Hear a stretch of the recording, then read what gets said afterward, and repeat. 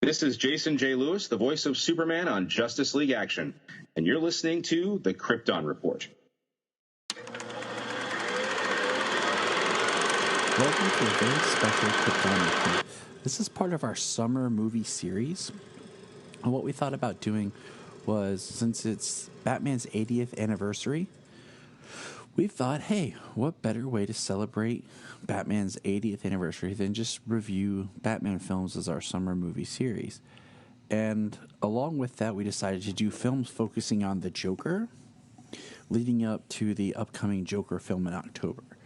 So to kick off this, we were going to do Batman 66, which is coming. We just kind of got really excited because it's the 30th anniversary of Batman 89.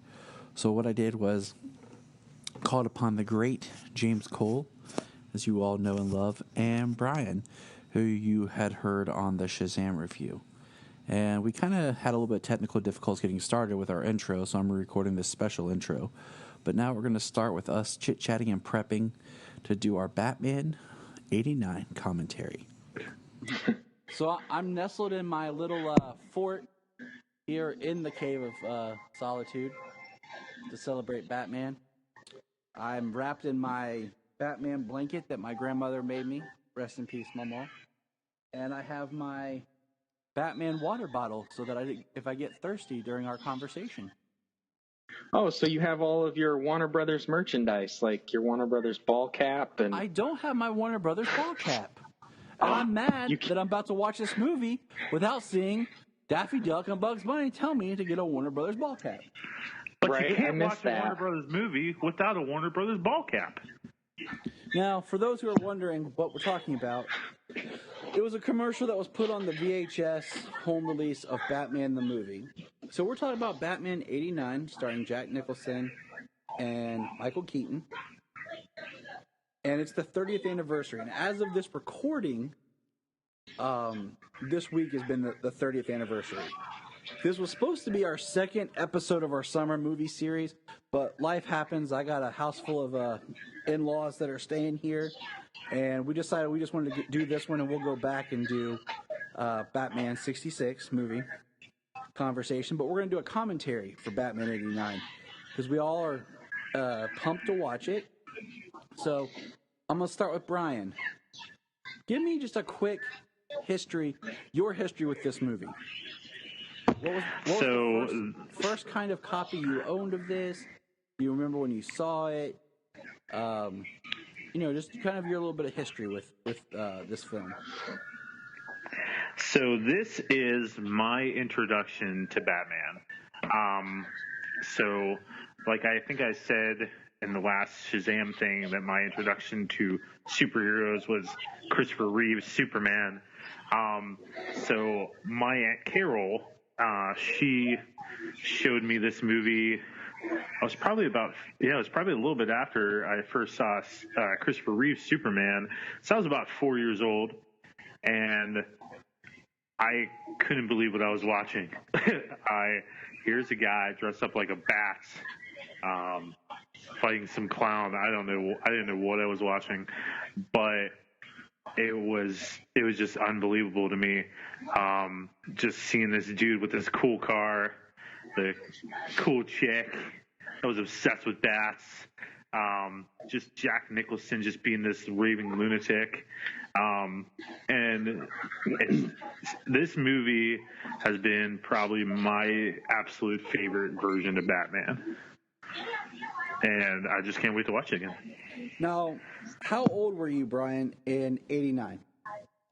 So I was born in September of 86. So this movie came out, so I would have been about 2 when this movie came out, just about to turn 3. All right. Now, James, your turn.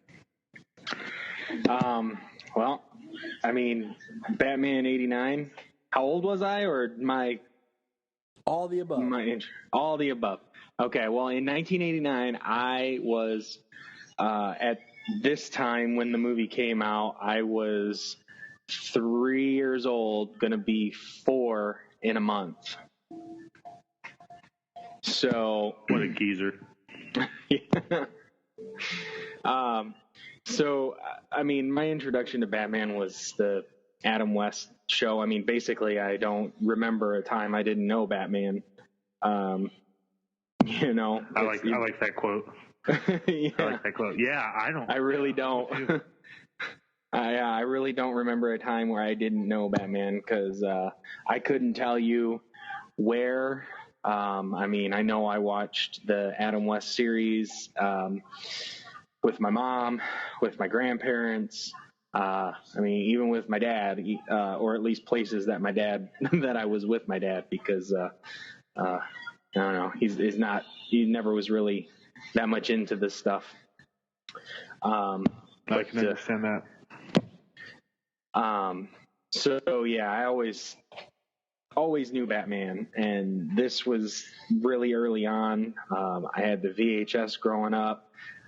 I watched it so much. I know that Daffy and Bugs commercial like the back of my hand.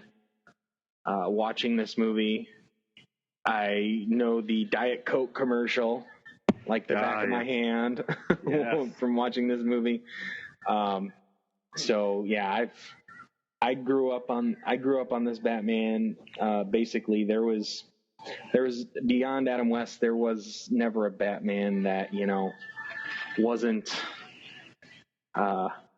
brutal and, you know, didn't have as many moral quandaries as they appear to have today.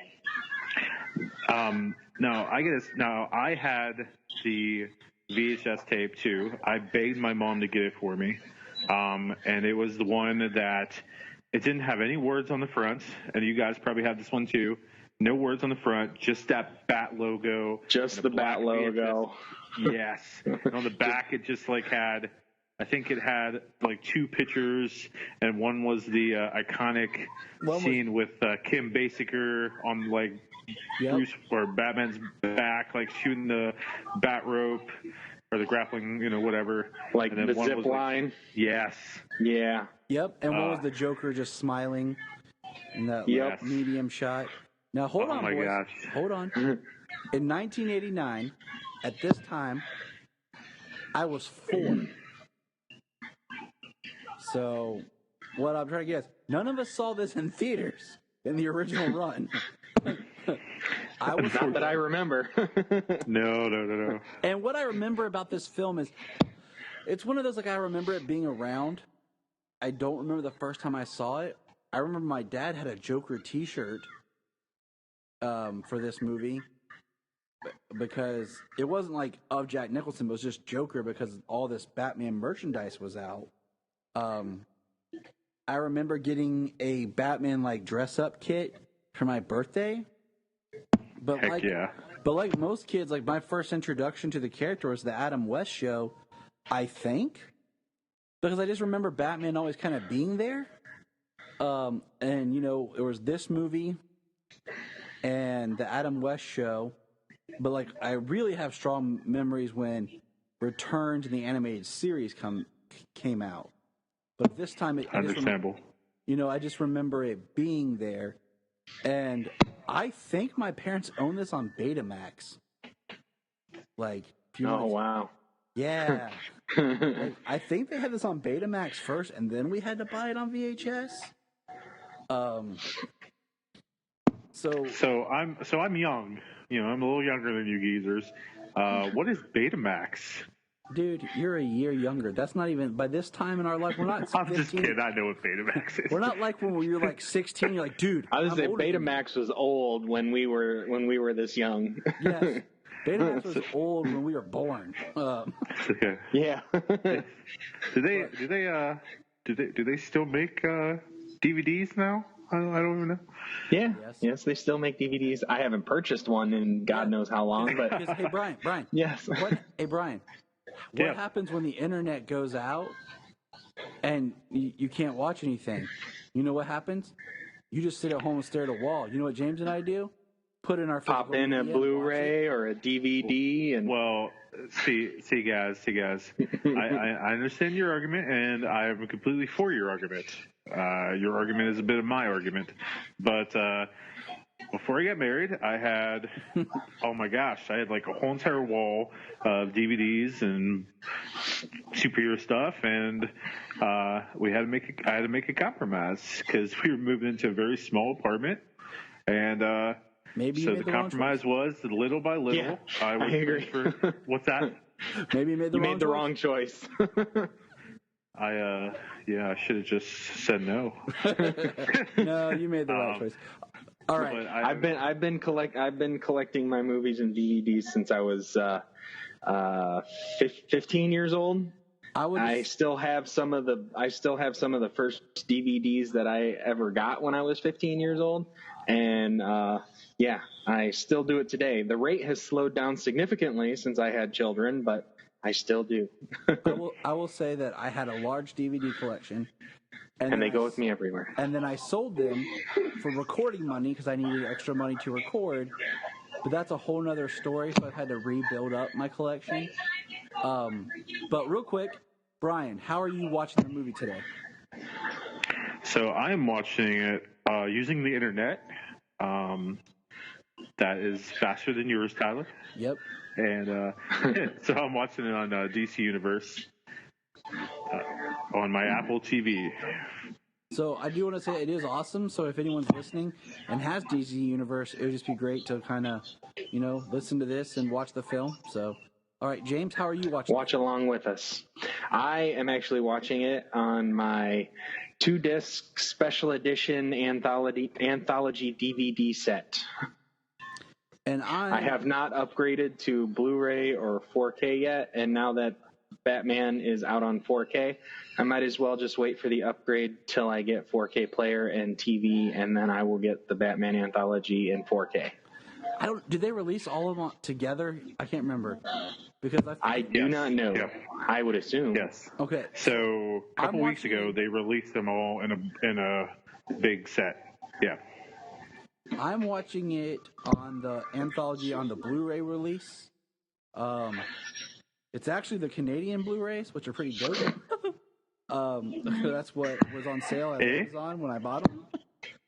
All it has is just the different packaging and like rating labels. But does the cover say Batman? Nope. Batman, I will say, if you do not have the anthology series, it's great because there's a 4-part documentary about just Batman the movies, like all 4 of them. It's broken up for each film of the anthology series, and it's a really great documentary just to watch about where it all started and came to. But yeah, it's pretty cool. It's been a while since I watched that. We are all geared up, so if you want to dial in with us. If you're on DC Universe, it starts a little bit different. It starts with the clouds, and that scene is at about 11 seconds in if you're on a DVD or Blu-ray. So I got to ask one last question. Yep. One last question before we get going. What is it going? So all 3 of us said we don't remember when we didn't have Batman. So I got to ask you guys, like, were you guys like me, where you saw that 66 Batman, and then you saw this, and you were like, "Whoa, I think I like this better than 66 Batman," or were you like, I don't really care. I love all Batman. Because for me, I saw this and I'm like, 66 Batman? Yeah, it's good for laughs, but I'm going to stick with this Batman. I preferred this Batman, but I watched any Batman that came on 66 on TV. I watched it. Yeah, you're darn right you did. It was kind of like I just remember liking it all because this was like, oh, this is my Batman, but it was like the one movie, and FX when it first started, I remember all they had was like 66 Batman on. Oh gosh, I missed that FX. So when I would get home from school, you had 66 Batman, you had Green Hornet, you had The Greatest American Hero, and you had Wonder Woman. Yep. And then the only thing you could buy for home viewing for 66 for other Batman up until Returns was the Batman 66 the movie. Because that was the only thing they released on home. So we didn't have a whole lot to really choose from. we just enjoyed having Batman. But we'll save some of these conversations as we start. Now, are you guys all ready? Yeah. Hold on. Make sure it doesn't skip the intro here on DC Universe. Me and Tyler at about 11 seconds with the clouds. We figured all this out before we hit record, where we should all be lined up at. Okay, we're on the clouds. I am ready if you are ready. All right. I am ready. I'm going to count 1, 2, 3, then hit play. Ready? 1, 2, 3, play. Booyah. All right. Warner Brothers presents is where I'm at.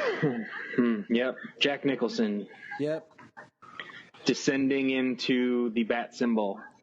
So I will say I am interested in the 4K release of this film just because the 4K has a remastered soundtrack. And, like, this film is kind of notorious for using very, like, classic stock sound effects. Batman. So, I'm curious about the 4K. Sorry, are you guys seeing the word Batman? Yep. Seeing DC Comics Inc. Okay. Robert Wall. I guess I'm a few seconds behind you because... Pat Hingle. Okay, I just saw Robert Wall. I guess it's because it really wants me to skip this intro, and I don't want to. And okay, I'm seeing Billy D. Williams. You're like one name behind us. Yeah, Jack Palance. Michael Koff, probably the greatest guy ever to play a live-action Alfred. We'll get there. We'll get there in that conversation. Because right now I want us all to get caught up. So, Brian, you're not making a really good argument for that streaming of the movie. Look, here's the thing, Tyler. Shut your hole. I will admit, we hit play and ours just went like right into it. No, well here's the thing. So if I pause it right after I hit play, then when I hit it again, it wants to skip the intro. Gotcha. So I had to like start it. Yeah. Anyway, Roger Pratt, director of photography. We're just picking because we just seen Bob Kane just popped up. Bob Kane, douchebag. But where's Bill Finger's name? Hey, did it? His name wouldn't pop up for like another 20. Yeah, but did it pop up for you, Brian? 29 years. No, it didn't. Or sorry, 27 years. I'm just wondering with the remastered 4K release if it would be reinserted in the credits somewhere. It unfortunately has not. Directed by Tim Burton. Seeing John the full Peters, bat symbol, John Peters. All right, I'm hitting skip intro here. So I am seeing Gotham City. Gotham City. Okay. All right. Now he caught up to us. Thank goodness for that skip intro button. But it's beautiful. I will say this, guys. For the longest time, I did not. There's the Monarch Theater. I did not realize that the music for this was not John Williams. I don't know what it was, but somebody had said it or something, and it kind of just stuck in my mind that I thought it was John Williams for the longest time. Until I could actually read. And then I was like, oh, Danny Elfman. Yeah, Danny Elfman, you know, the guy that did Toy Story. It was like, you got a friend in me. Did anyone else think these were the Waynes first time you saw this? What? I'm trying to think if it was the first, if I thought it was the Waynes. I don't think I thought it was the Waynes because the kid was looking at a map. I feel like But I did realize that it was like, especially once they went down the alley, I did realize that it was like a parallel. Yeah, I remember, I think I thought it was the Waynes. I don't remember. Like, it's one of those things, like, it's so much of just in your conscience and part of you that you don't remember your first experiences with, right? Because you just feel like it was always there. Yeah. Well, but I loved how Tim did this though, because this is it's like Bruce is up on the roof. He's watching the exact same thing that happened to him like 30-some years ago. And that is where we get introduced to Batman. We get introduced to Batman at like almost a redo of the birth of Batman. Right, which the whole point of his mission was so that it never happened to anyone else. Now, exactly. I did hear this. Okay, real quick. You know this is a drawing of Batman right there? It looks like a drawing. Always has. But what's funny is, so Batman was watching that happen and didn't stop the robbery. He just let it happen and then decided to move on. Yeah, right. What if he would have shot the kid? What if he would have shot the kid?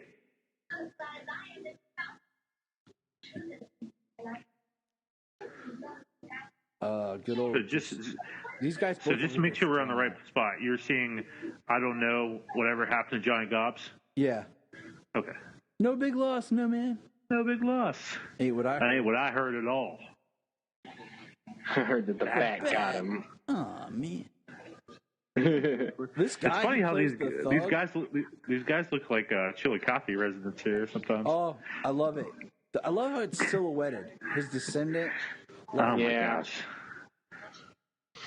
For me, it doesn't get any better than that right there. Him just coming down slowly. Yeah, definitely in the Tim Burton movie here, especially with the limited the limited movement, the limited range of movement that Keaton had and the stunt double had in the suit. It certainly is about the imagery. There he is. Look at that. Oh my gosh, that's absolutely terrifying. Yeah, the huge silhouette with the big cape and the point from the ears and everything. And just this, I mean, how he just stands up and he's slightly out of focus and just brings the hands up and down and like he really wants you to know he's a bat. Yeah, he wants you to be afraid of him. Then there's the Batarang. Oh my gosh. You know, this ain't no Adam West. He wants you to be afraid of him. He's not just going to beat you up. He wants you to be afraid. Hey man. No. Hey man, let's just drink some orange juice. Let's dance. Here we go. Don't kill me. Like Don't kill me, man. Tell all your friends about me. What are you? I'm Batman. I do like the ears to this cowl. Yeah. I love the whole suit. Oh yeah, the whole suit is amazing, except for the little extra points on the bat symbol. Thank you. Thank you. Okay, exactly. So it's like they put the legs. It's like they put the legs in there. So this movie, yeah, but in Batman Returns, they throw it away. They get rid of it.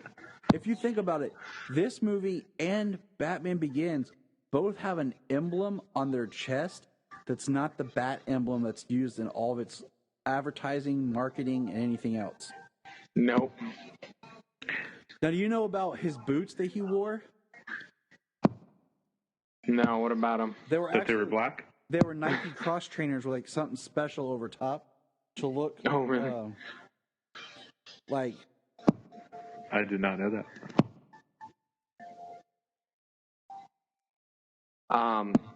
So speaking of his suit, I saw that the 30th anniversary was this week. So playing Arkham Knight, I decided to wear the 89 suit while I was playing through the game. I'm proud of you. That is my go-to suit, man. Okay, so here's another question. Keaton has a great Batman voice. Just the way he does Batman and Bruce Wayne. That's because he's from Pittsburgh, and when you're from Pittsburgh, you're perfect, just like me. Ah, okay. What, James? Is Bryan cutting out? I think we lost Bryan. Yeah, I don't hear him anymore. Oh, hey guys, did I lose you? Oh, he is here. Shucks. What is your favorite Batman voice? We're talking just live action here. Throughout anything, we will not comment on animation because that's another conversation for another day. Say Kevin Conroy. No, I would probably have to go with, as a Batman voice, like I would have to go with Keaton. Because definitely Bale goes. I mean, Bale definitely makes it so there's no like voice recognition. Like you couldn't mistake him. Why you want to kill me? Why you want to kill me? But I mean, I do like the modulator that is used in with Ben Affleck's version. Yeah. Because definitely these days you would think with the technology, the money that he has, that a voice modulator would be really easy for him to be able to mask his voice and like there wouldn't be an issue. You know, he could just talk. He could do what he needed to do without going to a point where he's got to like choke and cough and because he's doing that voice. What do you call it? It's also scarier. Yeah. Batman wouldn't be intimidating his first year if he's trying to do a Batman voice and he's trying to scare you. Here's Knox. Because he's hurting his throat. Knox, a character that has no real impact and is not from the comics, with a detective who's not from the comics, who's like a mixture of Bullock and a creeper. That detective like looks Bullock exactly and like my Flass. dad. Yeah. He's like a mixture of Bullock and Flass because he's corrupt. He's dirty, but like Bullock is, you know, he knows what the job is, but he's not dirty per se. Yeah, he's a dirty person, so maybe he should bathe more. Yeah, right. But like Flass, he's definitely dirty, you know. You know what stinks is like Knox is in this, and this is like the only thing I've ever seen Robert Wool in. And he just did like it's one of those things. Burton didn't want to make a sequel, and we got, you know, it's almost like Batman Returns is almost like a different film. Totally different. Absolutely. Gotham looks different. The Bat logo looks different. The Bat suit looks different. Well, that happens in every movie with the symbol. That's just marketing. You got to find a new suit for a new look for a new toy to sell. Yeah. Gotham goes from this industrial-looking city from this movie to more of a gothic-looking city in Batman Returns. Yes. So I love the way Batman Returns looks, though, especially Gotham in the winter. Yes. No matter what, Gotham in the winter, comics, movies, you know, done right. Now, if you did Batman Begins or The Dark Knight Rises, it's just another city in the winter. But Gotham, like Gotham is like a character, you know. Well, like it's the city. Like the scene in Suicide Squad where he fights Deadshot and it's in winter. I don't want to talk about Suicide Squad. Oh, so you're not going to be on that call? All right. No, Bryan. That's okay with me. I mean, I know I'll be on the call because we'll have to talk about the worst thing that ever happened to the Joker. But oh my gosh! But yes, Batman. The worst. So we got Billy D. Williams was editing, but yeah, Billy D. Yeah, right. Like, I really wish that we could have got a Billy D. Williams Two-Face. Like, can you imagine? Lego Batman. No, I wish he would have been the same. Yeah, I wish Billy D. Williams would have been able to do it in Batman Forever. I just wish they would have brought him into Batman Returns, like, and kept that continuity. I'm almost surprised they had the same Commissioner Gordon, you know, right, for every film. Yeah, but that Commissioner Gordon, I mean, completely worthless whatsoever. I would say, yeah, it's Pat Hingle and completely worthless. Alfred for the only two that made it all the way through. Then we got a Bob Kane drawing. I'm $20 says Bob Kane never drew that, just his name on it. Oh yeah. Man, if you're ever wondering why we're hating on Bob Kane, there is a book. It's a great read called The $1 Billion Batman. It talks about all the money of everything about Batman, how lucrative it is, and tells all the history of Bob Kane and all the people he screwed over. He even screwed over Siegel and Schuster in a roundabout way. And he sure did. It is it's a very interesting and sad story. I've never read the book. I've only watched the documentary that they have on Hulu. Yes, and if you have Hulu, definitely watch the Bill Finger documentary. That's on there. Now, Vicky Vale. Is it Batman and Bill? Is that what it's called? I think so. It's close. Right. Yeah, that's it. Vicky Vale. Now, I'm not I am not sure. Was she in the comics before this, or was she created for this? No. She came much later.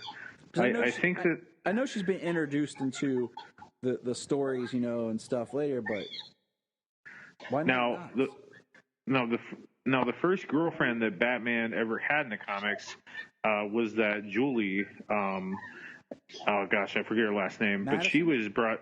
Yes, she was brought into Batman and Robin. Yep. With George Clooney. That's the thing, is like Batman's never has, like, if you say, the Flash and Iris or Lois and Clark or even Arthur and Mara, but Batman doesn't have that definitive woman next to him. Some people Vicky Vale. Yes, Vicky Vale, created by Bob Kane and Bill Finger. The character debuted in Batman number 49, October 1948. All right, no, Brian, look up Julie Madison. Go. Oh, you're gonna make me have to do some research here. Did you say Vicky Vale was introduced in Batman 49? Is that what you said? October 1948. Okay. My gosh, I mean, I like to consider myself a bit of a Batman historian here. Flabbergasted. I am fabulous. I can't even talk. Happy to be here. Here's something real quick. We have not talked about this yet, guys. But she first appeared Nicholson, Okay, Jack Nicholson is in here as Jack Napier, who will soon be the Joker. Now, how do you feel that he's already wearing his purple suit? Like, I heard somebody say, talking about this film, that, the Joker wasn't much different than how Jack already was. Well, he was definitely more reserved before he became the Joker, for sure. Just because his style may not have gone out the window. Yeah. So, side note, before we start talking about my favorite character in like ever, Julie Madison was introduced in Batman and Detective Comics number 31. She was created by Gardner Fox, Bob Kane, and Sheldon Moldoff. And so just a few issues into Batman. All right, hold on. Now I'll look up one.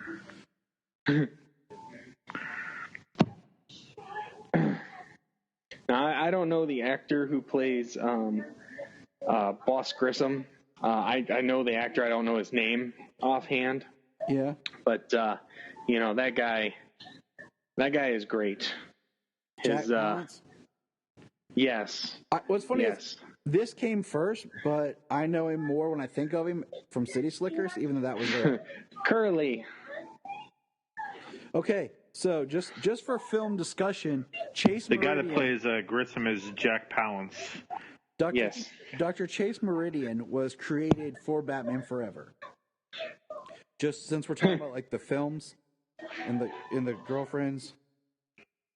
That one I figured as much. Yeah. And then I would say just for the heck of it, look up Elle Macpherson's character. Well, she's Julie Madison. Batman and Robin. She's Julie Madison. Oh, okay. She was Julie Madison. Yeah. And then one that made it into the Gotham TV series, but never. The film was Silver St. Cloud. Silver, yeah. She premiered in June of '77, so that's comic book. Mm-hmm. But what about Vesper Fairchild? We all know it's interesting. Like in the comics, in the '80s, or at this time, like how a millionaire or a billionaire would be. He's a millionaire, especially by a journalist. I don't think he turns into a billionaire until the '90s, and I don't know if that ever transferred in film until Batman Begins. Wow, that's just inflation. Yeah, it is. Probably when we're old, he'll be trillionaire Bruce Wayne. Yeah. Because $1 million, what'll that get you? Not much at that point. But it's still interesting that a millionaire, like the richest guy in Gotham, that the journalist wouldn't know who he was. Oh, like how Clark Kent didn't know who he was in Batman vs. Superman? Yeah, but I don't know. I mean, even then, like, there's a lot of rich people who live in big cities. Do you know all of them? Like, even I mean, he did it. He did approach him, Bruce Wayne, to ask him a question. So, but this is a I great. mean, I'm trying to think offhand if in Batman versus Superman. Oh yeah, as he's getting out of the car. Yeah. Yep. Who's that? If someone said, Tyler, who's a billionaire? I'd be like, Bill Gates. Yeah, I was gonna say unless it was like maybe a couple of people like Elon Musk, Bill Gates, maybe one other billionaire. I mean, if they drove up and got out of the car, I wouldn't know who they were. All I gotta say is, and that's in an era of social media. If Clark Kent is investigating Gotham and into this Batman situation, somewhere in that investigation, that name Bruce Wayne would have popped up. That's all I'm saying. Well, how far is his investigation? A day? 2? Hey, look, this is a great scene. This is Superman. Because it has one of my favorite lines. We're not talking about Batman. 89. Check this out. This is being King of the Wicker People. I don't know why. That's a pretty wild one. As a kid. Yeah, okay, back to this movie. What's important? I always loved this room because I bought it in Japan. All right, who are you? Bruce Wayne. Are you sure? Here's my thing with Michael Keaton, okay, as Bruce Wayne and Batman. Well, we'll say Bruce Wayne. I like him, but I don't know if I like his Bruce Wayne. But I like him and what he's doing, if that makes sense. It's like, man, I really like you. I don't really know if you're the character, but I just really like you. You know what? Kind of thinking about it, I'd heard that before. How his Bruce Wayne is like an introvert. He's socially awkward. Yeah. He would have spent a lot of time reserved. He wouldn't have developed his like playboy persona like right off the bat. You know what I mean? I think that I agree. I think we're in a time. I think we're in a time where he's really trying to figure out who he is and how he's going to balance this. Yeah, he knows he's Batman, but he's also got to.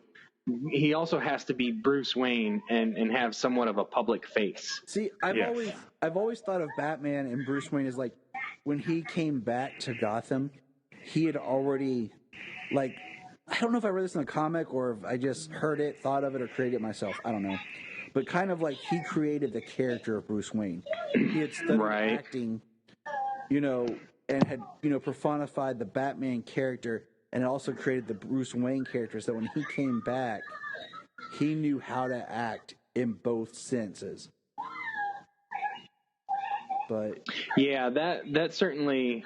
But it's also hard because I wasn't reading Batman comics at this time. I'm well versed in the comics since, now well, you should have been before then. But at that time, and I feel like, and we'll get into this one with the Joker as we progress. It's not a bad version. There's nothing wrong with it. I love how he's got the security all over his house. I always loved how those cameras look. Like how those little TVs look. Yeah. With VHS. His Bat computer is so cool in this. Now, did you? I love this Batcave. Did either of you have any of the toys? Like, we know the toys came kind of later, but did anybody have any toys from this? Well, I'm trying to think. I know I had some older Batman toys. I don't know how much I had. I know I had the Batman. I'm pretty sure the Batman Returns, the Batman glider. Okay, hold on. You said the R word. We're just talking this one. You said the Returns. Yeah. Because that's a whole nother story. So, but with this one, like, I had I was going into most of the toys I know that I had were from Forever and Batman and Robin. Yeah, me too. So, but I had one. But that's what those movies were made for. I had one toy from this, and it was because they like repackaged some of the superhero, what are they called, the super figures. They like repainted and repackaged them with like box cards and stuff for this movie, but it was a black Batman, and his belt, he had the yellow belt. His whole belt came off like a grappler hook. That was the only toy I had from this, other than like the dress-up suit. You know what? That sounds familiar. That's the one I had. It had like the front buckle would reach out and be able to grapple him. I had that one, and then I also did have the Jack Nicholson Joker, and it was like in a full suit with a top hat and stuff. Here we go. Yes. Now, isn't it interesting though in this that it's Access Chemicals? Oh yeah. Yeah, that's what I. To me, it was always Access Chemicals until I saw that it was Ace Chemicals because of this movie. Yeah. Yeah, I never thought of that, Access Chemicals. I never thought of that until now.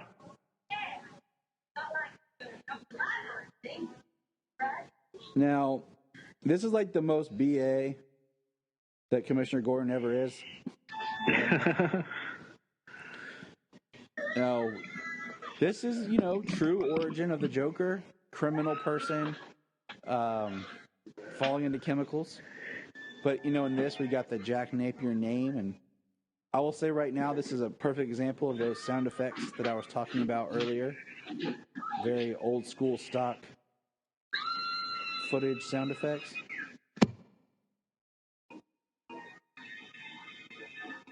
And there's Batman. So I love like that scene right well, I can't even talk. that angle right there with him swooping down, and like you get this big giant close up of the symbol and the face, like it's pretty sweet. I don't know, it's just good. Like Batman looks so good in this. Like, but the ears are the right height. I will agree. The suit just looks awesome. I do see and feel though in this, like as I've gotten older, I do recognize how short Michael Keaton is. Yeah, he's not buff at all.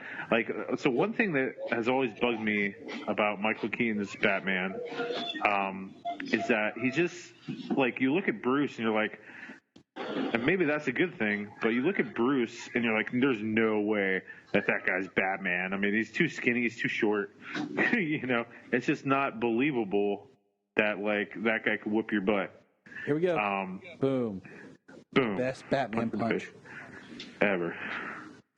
But when you see him in the suit, like, I mean, it looks good. It looks fine. He does flip his cape around a lot. He does. But he doesn't have a lot of mobility. Yeah, it's one of those things like you don't have a lot to do, so you're doing what you can. Mm-hmm. Now, okay, let's talk about the Joker here a little bit. Because we're getting pretty close. Robinson.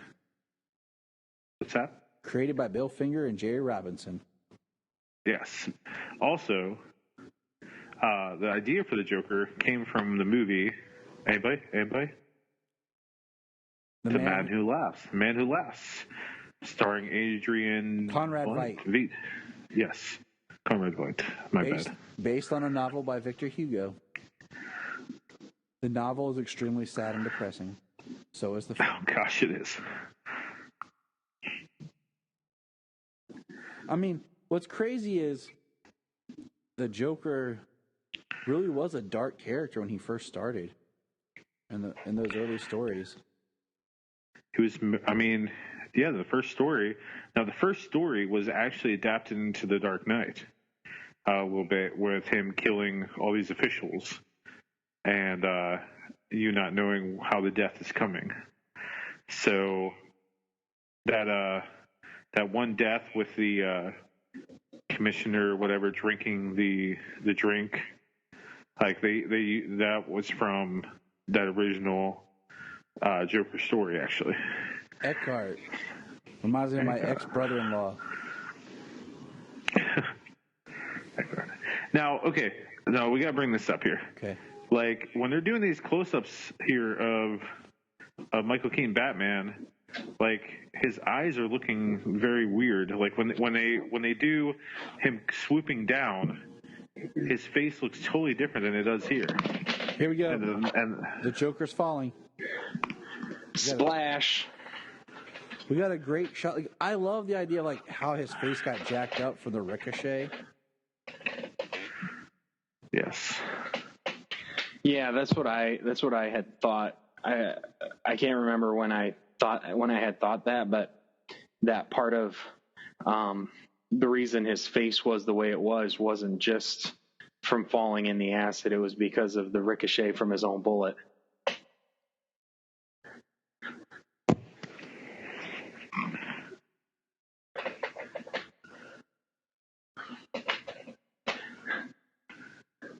Accident. Like, and there's Batman. Like, where did he go? And did they not try and get a roof access or anything? How did the Joker go and?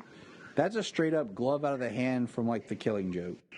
Now the Killing Joke had been printed at the time of this and was an inspiration.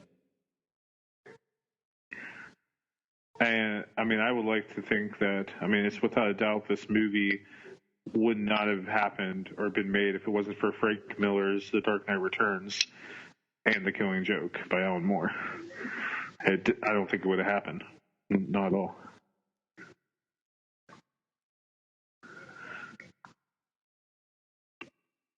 Wayne, oh come on, that guy's a stiff.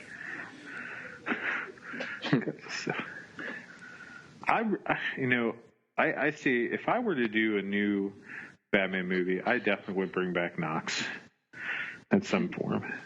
I just like that character Knox so bad. When he gives that line, they say he can't be killed. They say he drinks blood. I'm surprised he hasn't been brought in the comics yet. Yeah. Yeah, he hasn't been brought in the comics, has he? This is a very awkward home dinner date between Vicky and Bruce.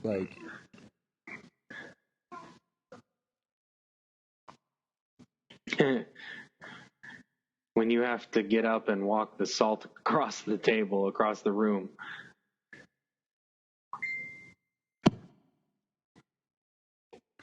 He sits back down. Now, I do like that. I feel like the house, just the mansion, we get a little bit more of it.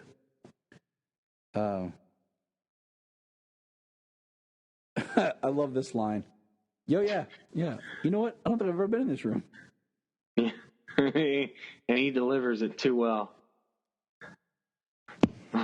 You believe him. You think he kind of gives it off like it's a joke at the very end, but. So why do you think that they ate in this room? I think what do you think that he was trying to do? He was trying to impress her, or he was trying to remain guarded, he didn't know what she was like? All right, here's our first really good Alfred scene. So I don't think there's ever been a bad Alfred. I don't know. Okay, Ian Abercrombie was a horrible Alfred. Okay. That was a bad Alfred. But which one was he in? I can't remember. Oh yeah, touche. That's right. But as far as film and even Gotham the TV series, I don't think there's ever been a bad Alfred. Yeah, but okay. But do you think Alfred should just be this guy that was just a friend of the family, was the butler, and he's just the father figure to Bruce? Or do you think Alfred needs to be this ex-Marine that is tough as nails and all this stuff? I think I like both versions, honestly.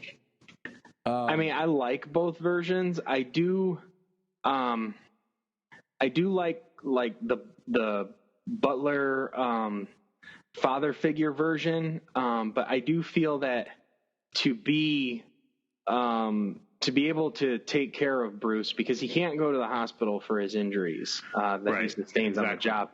I feel to be able to be with him, he has to have the past. Now, does it have to be super spy past, or was it just military medic? You know what I mean? He spent maybe some time in the military, but he's not this badass super spy, but he has medical training to be able to take care of Bruce, because he does he does deal with a lot of stuff, but they've also over the years had to bring in other people when his injuries were more severe and he needed real surgeries and stuff.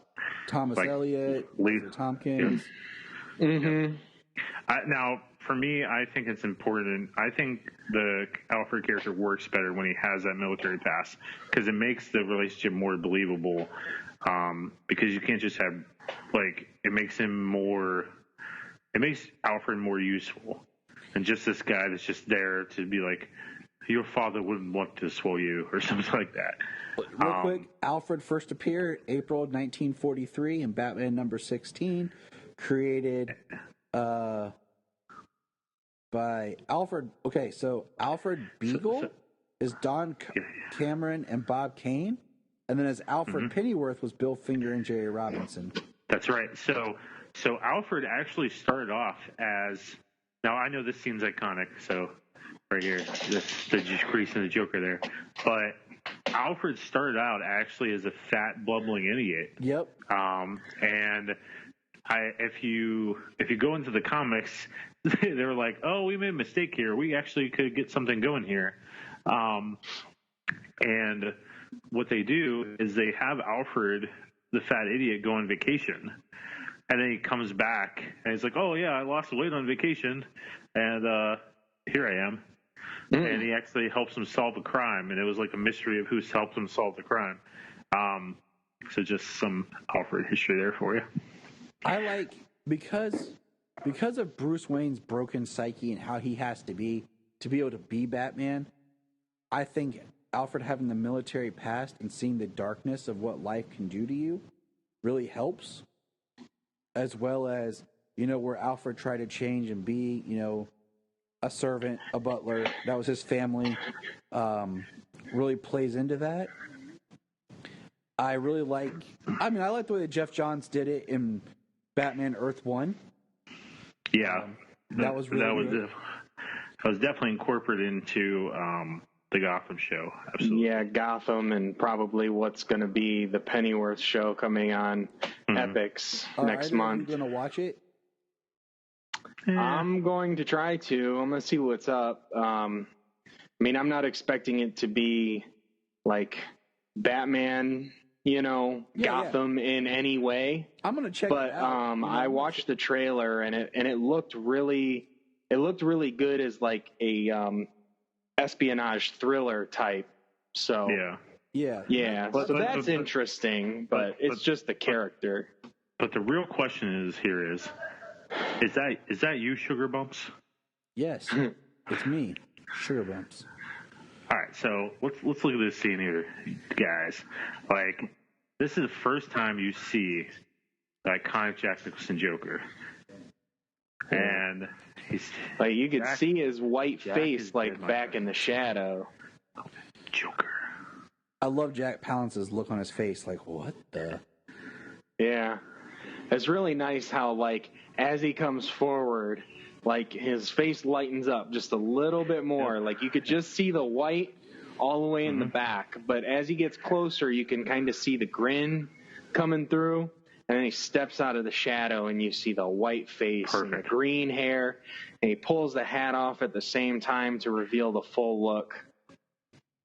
And I also love how he clearly kills him. But then he's like, you know what, I'm going to get extra shots in. And he just does this whole dance and jumping around and aiming like over the shoulder, under the armpit. Fantastic. That is Joker. I like that. That definitely shows some more. He's not a hit it and quit it. He's a cuddler. It's like, she wake? I don't know. He gets away at some point to sleep upside down.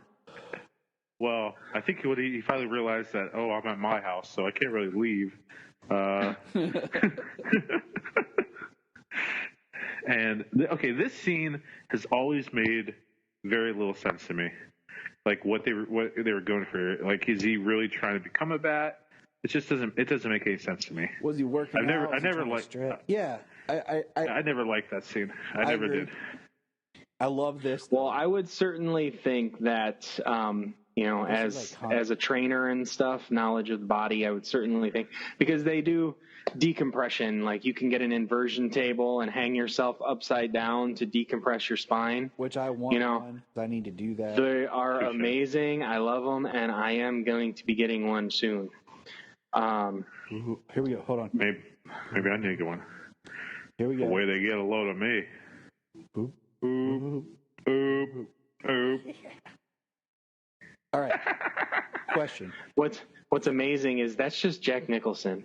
Yeah. It's not a character he's playing. It's just him. And I think that's somewhat of my issue. I feel like that's somewhat of my issue with the character, his version, is because I see so much just Jack Nicholson. That it makes me just a little bit harder to discern. I see the Joker like it's almost like he is the Joker when you put the face paint on. Like, I don't discern like, oh, it's Jack Nicholson. Like, no, he's the Joker. Yeah, it doesn't detract for me. But it's just funny that because of his facial features and his mannerisms and the way his eyebrows move, the way his mouth moves, like, even to this day when he still gets that look, he still has that exact look. Let's not be too harsh on Jack Nicholson. He did a fantastic job. Oh, he did. I mean, it's not like, he didn't go all Heath Ledger here and change who exactly who he was. Any given day, I could take Jack Nicholson over Heath Ledger. Heath Ledger did an amazing job, but there is definitely, and I'm not saying like an origin story or anything, but there's a lot more character to Jack Nicholson's Joker than Heath Ledger. Heath Ledger did an amazing job, but there's more character in Jack Nicholson's performance. So, I mean, any day I could take Jack Nicholson over Heath Ledger, but I wouldn't detract from either's performance. And I will say this, and we'll get through this, and we'll talk about each Joker as each film we go through, but I think every Joker has brought something different and a different version, and I've liked every Joker. And me too. I will explain more of that as we go film by film, and we'll just leave it there. Oh, okay. I can talk about Joker all day. He's my favorite. I was say because, just on that note of every Joker, I like the meme where it's got all of the Jokers, where it's got Cesar Romero and he's the clown, where it's got Jack Nicholson and he's the gangster. It's got Heath Ledger and he's the anarchist.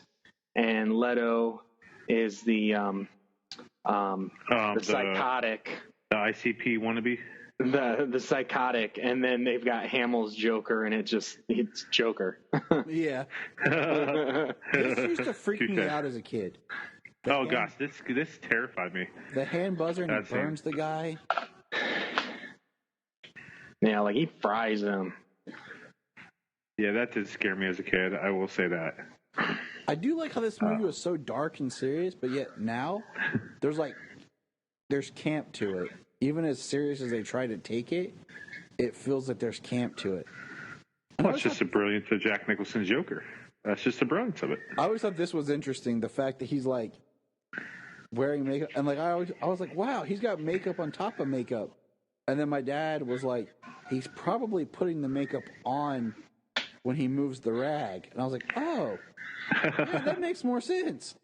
Well, to find out, they actually developed the white makeup to stay and the makeup to go over top of it, so that when he wiped away the makeup over top, it would reveal the white makeup underneath. So he's actually wearing makeup on top of makeup. Dope. Bob the Goon. Now, why do you feel that feeling up his arms? So you're my number one guy. Like, he takes Grissom's number one guy to the extreme right there. Well, see, I always like to think that, with everything else, the Joker's mind was also affected by the chemicals. So just not only his psychotic, of course it was, but the chemicals themselves. And looking at it from just this film, just where he's going with the Joker and talking to this corpse. It's creepy. Yeah. Yeah, I mean, going back to the corpse in here, him burning him, that was always creepy. But definitely, I think the part that creeped me out the most, that like gave me chills, was when he takes the feather in a little bit. Yep. That part gave me the most. I was like, oh my god. So, who's your favorite Alfred? Bryan, go. My favorite version of Alfred ever, or my favorite live action? Favorite live action. All this is about live action. Definitely Michael Goff and all the Batman movies. Definitely my favorite live action. He has that old father look. He has these little quips here and there. He generally cares for Bruce Wayne, like you can see that. Yeah. He has to be my favorite. Now I know he doesn't have that medical stuff or that toughness like in Gotham's Alfred or Michael Caine's little wit there. I mean, Michael Caine does a fantastic job in the Dark Knight trilogy, but I don't know, and it's probably that nostalgia, that kid stuff. This being my first time seeing Alfred. I don't know. I just like them. And when you see the same character as Alfred go through all these movies, and then, like Brendan Lowe said, nostalgia is a hell of a drug. Yeah, sure is. And and growing up with that Alfred and live action, and then in Batman and Robin, like maybe one of the only decent story, probably the only decent story part of Batman and Robin, when Alfred's sick and Bruce thinks he's going to lose him. I do like that. I do like that they tried to do that type of a story in Batman and Robin to give Alfred something else to do. Yeah. I mean, I didn't like that they made Batgirl as... What's that? Well, my favorite live action I'd probably have to go to Michael Goff. Spent the most time with him. I mean, it would have been nice to see him do more. I mean, you see him involved with the suits and the computer in the later movies, Forever and Batman and Robin. Involved, but still not really doing anything. So his character has a hand in everything that's going on. I mean, and unfortunately, Jeremy Irons hasn't had enough time, because I love Jeremy Irons. He's great. I love Jeremy Irons because I feel like at that point, I watch everything with Jeremy Irons. Bruce would have a unique relationship of being like fatherly, but also being a partner. Because I always looked at Alfred as a father figure, but he's more, partner to Bruce, and more of in the mission than he gets credit for. And I feel like I don't see Michael Goff doing a lot of that type of stuff as helping. Yeah, I'd say if we got more time with Jeremy Irons, it would be Jeremy Irons, because he's definitely more hands-on. He's, helpful in the mission. I mean, if we even look at Detective Comics 1000, like that story written by Paul Dini with the guy with the henchman who has joined every person's group and was always dumb. Even Alfred was one of them. Was dressed up as the character once. So, he's involved in missions and stuff. I mean, if we had more time, I'd go with Jeremy Irons because of those reasons. But I mean, top three would be Michael Goff, Jeremy Irons, and Michael Caine. Yeah, that would be my top three in that order as well. Yeah, and they're both they're all three actually really close. They all have their own strengths in those. Like I said, they series. all are able to bring out different facets of the character, thus making them all as equal of a character. Like I said, there's a difference between doing the character right and then your personal preference. Exactly. And I feel like that's why I think every Alfred's a good Alfred, except Ian Abercrombie. Here you go, James. Time to pay the check. It's your uncle. It's your uncle. Right in the throat. Oh man, that just got me like. Yeah. When I was a it's kid, cringeworthy, isn't it? Oh my like god! it sends a shot down from like your neck down your spine. I just love these large the pen is Gotham mightier than the crowds sword.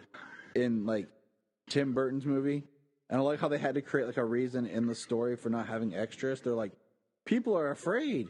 People are leaving town. That'll explain why there's nobody in this big city. Why it looks so small. I like how Bruce is just like, what the heck did I just see? Yeah, it's pretty cool. Like face to face, like he was face to face with Jack Napier earlier, and then he's face to face with the Joker now. But it's just the mask. Like Jack Napier has no interest, doesn't know that he's Batman, but he recognizes him. Here, that's my shoes.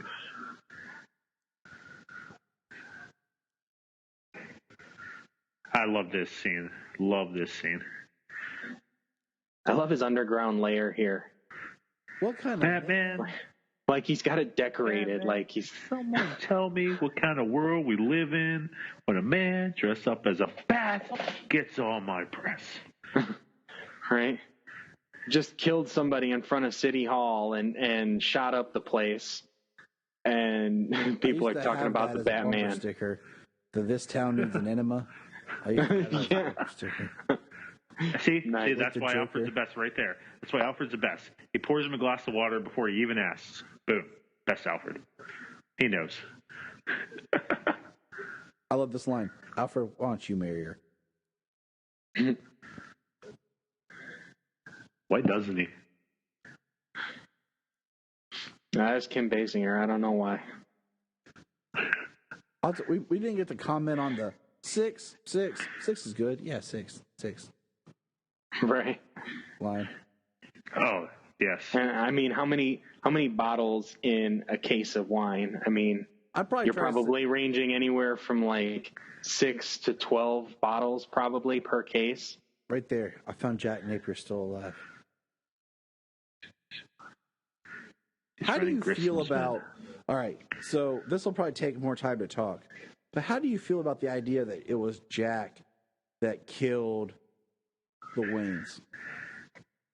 Well, I wasn't going to start talking about that until this scene comes up. Well, I figure we're going to talk. We'll be talking about it until it comes up. That's the thing is like, might as well kickstart it because I hate it. The movie's been out for 30 years. If you don't know it's coming, then touche. Yeah, I never liked that. I mean, as a kid, I mean, it made sense to me, but I as an adult, I don't like it. I think what makes the Joker such an amazing villain, I mean, the best villain ever, is that through all these, 80-some years, we never have fully known who he is and where he comes from. I mean, we've had theories of he's Bruce's half brother, or I'm sorry, he's a brother that supposedly, Martha had lost, but didn't really lose. That he's Bruce's half brother. That he's this comedian that failed. So many different theories, or that he's this immortal entity of chaos. So many different theories, but when you make him the one that killed Bruce's parents, I think you're really doing the Joker injustice. And I've always liked it that it was Joe Chill, and I like how they brought up. I think it was in DC Comics 1000 where they show that Bruce took the bullet that killed his parents and made it into the bat symbol, made it into that body armor. The gun, yeah. And I thought that was an amazing touch, and that was just great. But I mean, I see why Tim did it in this movie. He was trying for this full circle. Yeah. I made you, you made me thing. This creation, like evil creates good, good creates evil type thing. This duality thing. I understand it, but I still don't like it. I don't like it because, like you stated, I like the idea that it was random. There was nothing else behind it. It wasn't like, in some comics they tried to make it like there was a hit out on the Waynes. I like the randomness of Joe Chill and what that effect had. Well, I mean, not to interrupt you, but just randomness. I mean, it doesn't make it like a hit in this or anything. It still makes it a mugging, like a gangster like a young gangster committing a mugging. But yeah, but I mean, so it does kind of seem random, but it's just, but it brings it back to the fact person. That he created Batman, and then years later, Batman created the Joker. Right. And that's the thing I don't like that they are linked like that, because then it means, well, in some ways, in some stories, Batman stopping the Joker should be the completion of the circle. But the point of, Joe Chill being just a criminal that gets, in some stories he never got caught, some he got away, some Batman never learned who it was. And that always kind of left it open for him. I think had a heavier impact.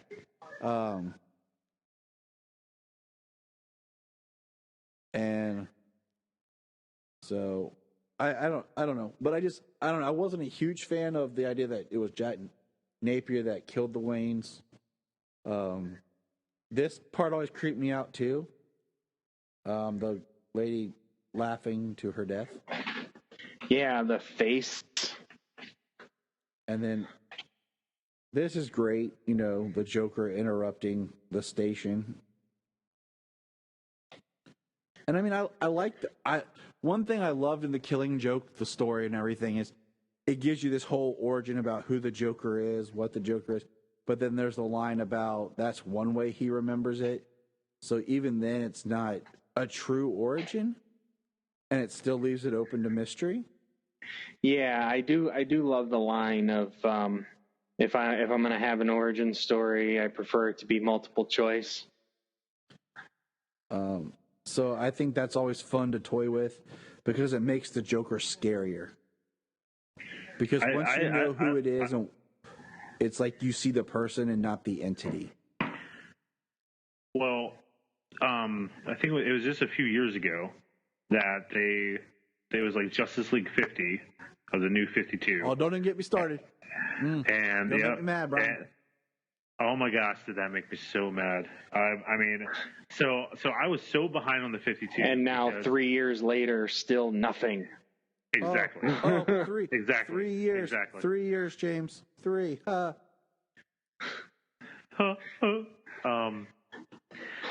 mean, I was so behind on comics because right about when I got married and we were like we did a lot of moving and stuff, for marriage. So I was catching up on the 52 and I was doing really good in it, following everything. And then, I got married and we just got so busy all the time. So then I heard about that issue coming in and I was like, you're telling me that we're going to find out who the Joker is. And I, of course, being a big Joker fan, had to get that issue. And that's all we got. And then, like him sitting on the chair, this is the scariest scene ever. I know. TV personalities without their makeup on. Yeah, I mean, come on. It's the same thing with Doomsday Clock. And I won't even get started because that's a rabbit hole. But they tease something, and then here we are 3 years later, and it's not done. But yeah, man, that woman is scary. Oh my gosh, that woman. Ugh. Yeah, I know, right? Is that my mother-in-law? Oh, good God. Good. I don't know. She doesn't look quite as bad as mine. I don't know. I haven't seen yours. Ex-mother-in-law. But I mean, back to the origin. I mean, it works for the movie. It's it's controversial. I do prefer the Joe Chill aspect, and I kind of prefer it. I kind of prefer it, him not finding out who it was until years and years later. Yes, because it gives him you know, that crime isn't that crime isn't faceless. It's everybody out there who does bad. Oh, that always creeped me out too. Alicia in the mask. Yeah. Yeah. Why? Yeah. Why? Like, what was the whole idea of Alicia in the mask? Like, what were they like? Was that supposed to be a precursor for him with the gas and like making everybody, go crazy? And I never really got what they were trying to get with that. I agree with you. Why he even did it? Oh, yeah. Basically, the only thing is like headcanon is that it was his early attempts at what he does create as the chemicals that would change people, would make them laugh, would make them grin, that would kill them the way it does. That she's like, I don't know, an experiment to that fact. Because he says, he's an artist. Yeah, I never really liked it because I always thought it was just awkward and it didn't give us enough explanation or why all of a sudden he's all about her and that's what caused Grissom to betray him and then he just dumps her for Vicky. Yeah, I don't know. I mean, well, the Joker's going to do things on the fly, like. True. True. Like and maybe it's part of shedding the Jack identity and embracing the Joker. Yeah, part of the thing about this movie, is the couple of things. He's the gangster. He's this artist, quote unquote, and then his obsession with Batman and Vicky Vale. It's kind of like. It's kind of like random how much he just picks and chooses, or how much he obsesses about different things at different times. What would you have done if you were Vicky? Like you're seeing everyone die and you have the gas mask, and then it just stops. What would you do? I would take my gas mask off. I'd either run or I'd take my mask off and fake dead. I would have ran. Like, oh, there's gas. People are dying. I have a gas mask. Yeah. I'm going gas mask over my face and let me get out of here. All right. So maybe. Oh, good. What are your feelings on pop music, like this Prince music right here? Like, there are only two Prince songs that I like: this song and the Trust song. That's it. I have never liked Prince. I will never like Prince. And I probably only like those two songs because the Joker's involved, and I love the Joker. I grew up listening to Prince, so him being on this being on this soundtrack, having the songs he does, and it's all good for me. I grew up listening to Prince, so. You poor kid.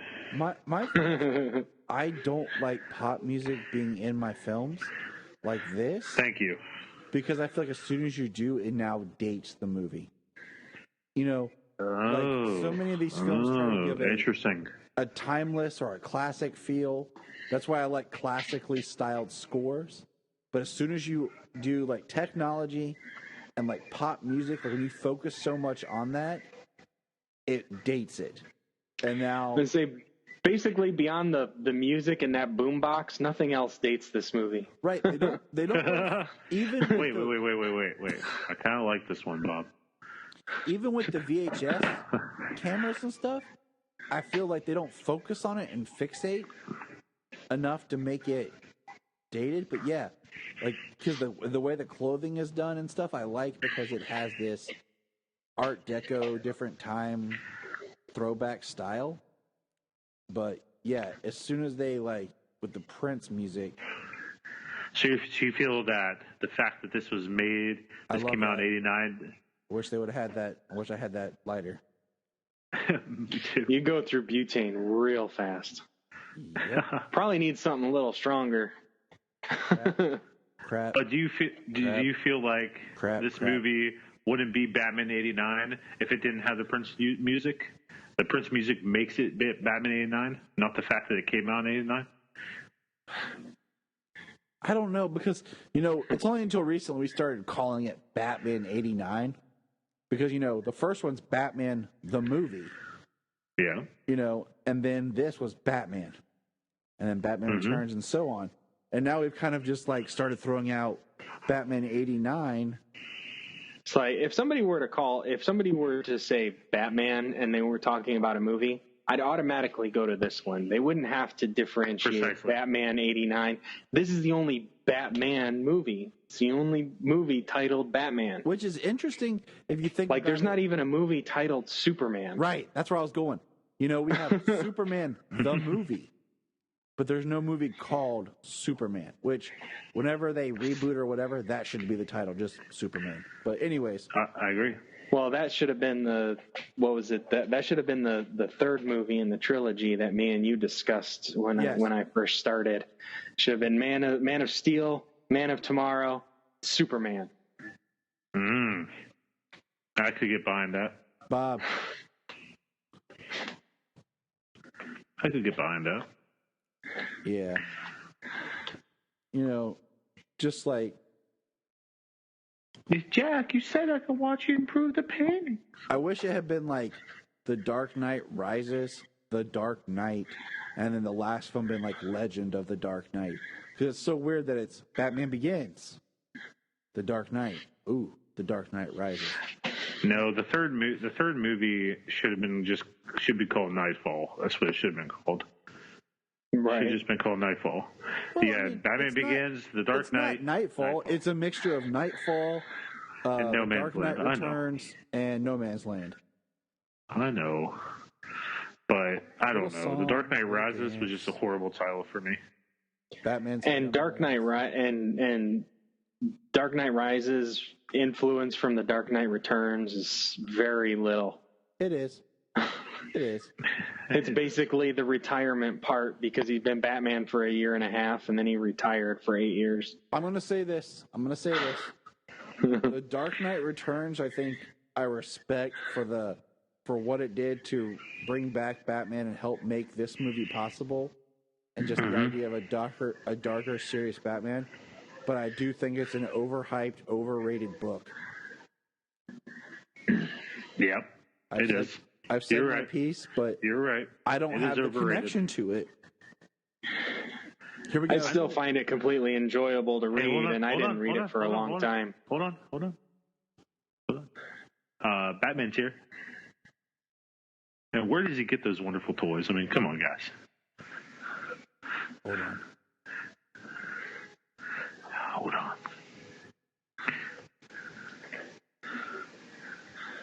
And I like that she threw water in his face. And never mind. I love that he throws the smoke back in to mask their getaway when they leave. Which one? Yeah, that's conspicuous. Oh my gosh, seeing this car for the first time. Oh my gosh. That's fantastic. This is my favorite Batmobile. Yeah. This and then 1966 is close second. Very, very close second. But there's just something about this Batmobile. I mean, go on YouTube and watch Superpower Beatdown. In the very first episode, they race the 1989 Batmobile versus the 1966 Batmobile in a drag race. Ooh. I want to feel like I've seen that before or something like it.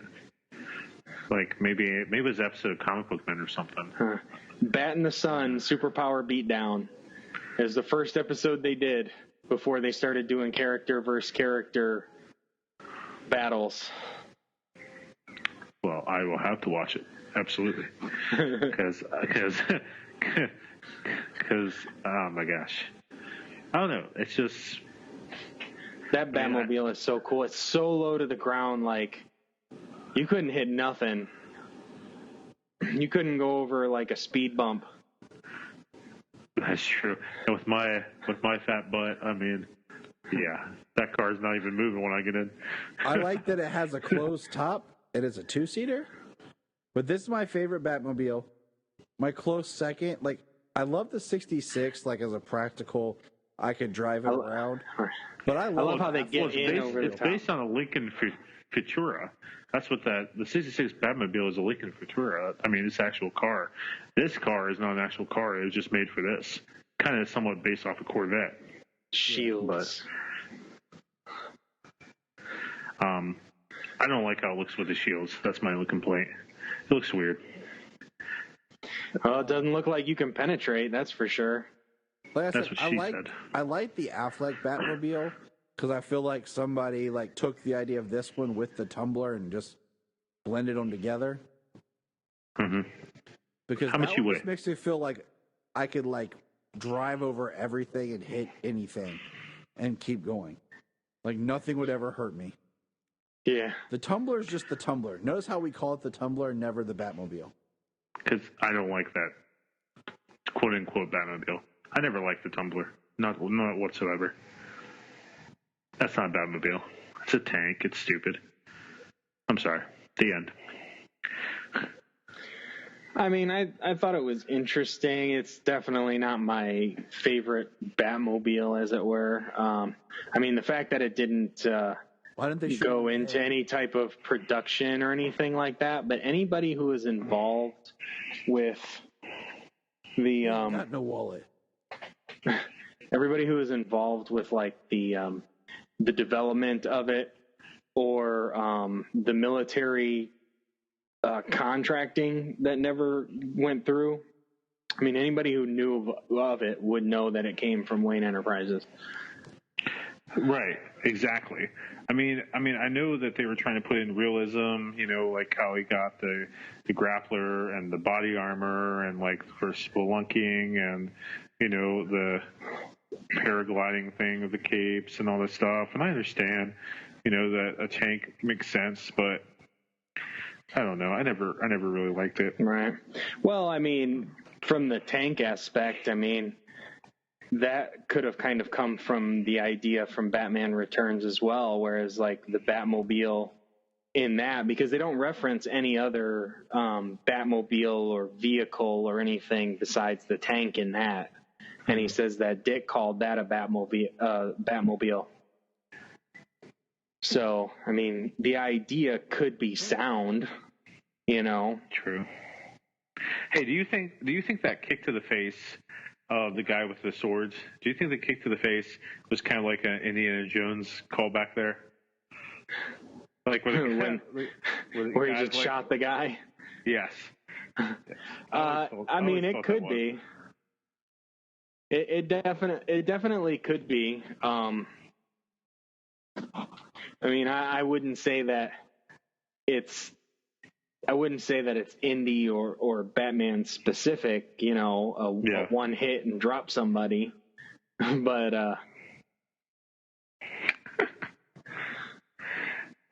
I love how he calls her out on her weight. Yeah. You weigh a lot more than 108, you fatty. Well, he's not fat shaming. I mean, he just, you know, he asked her and she said 108, I think. And he says, you weigh a little more than 108.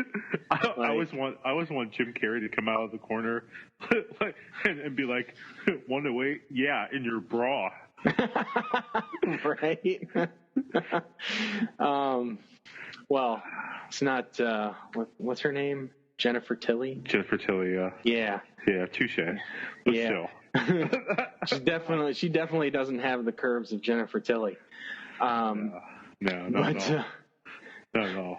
Oh, there. Yeah. So, I mean, catch me daydreaming. Anyways. Yeah. Settle down there, buddy. Yeah. The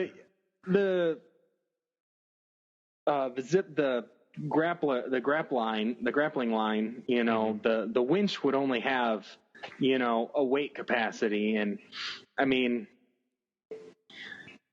what would you say the weight capacity is? What, like maybe 350, 300? Yeah, I was going to say maybe about 350. The line is probably weighted for like double that, at least 600 pounds, I would say.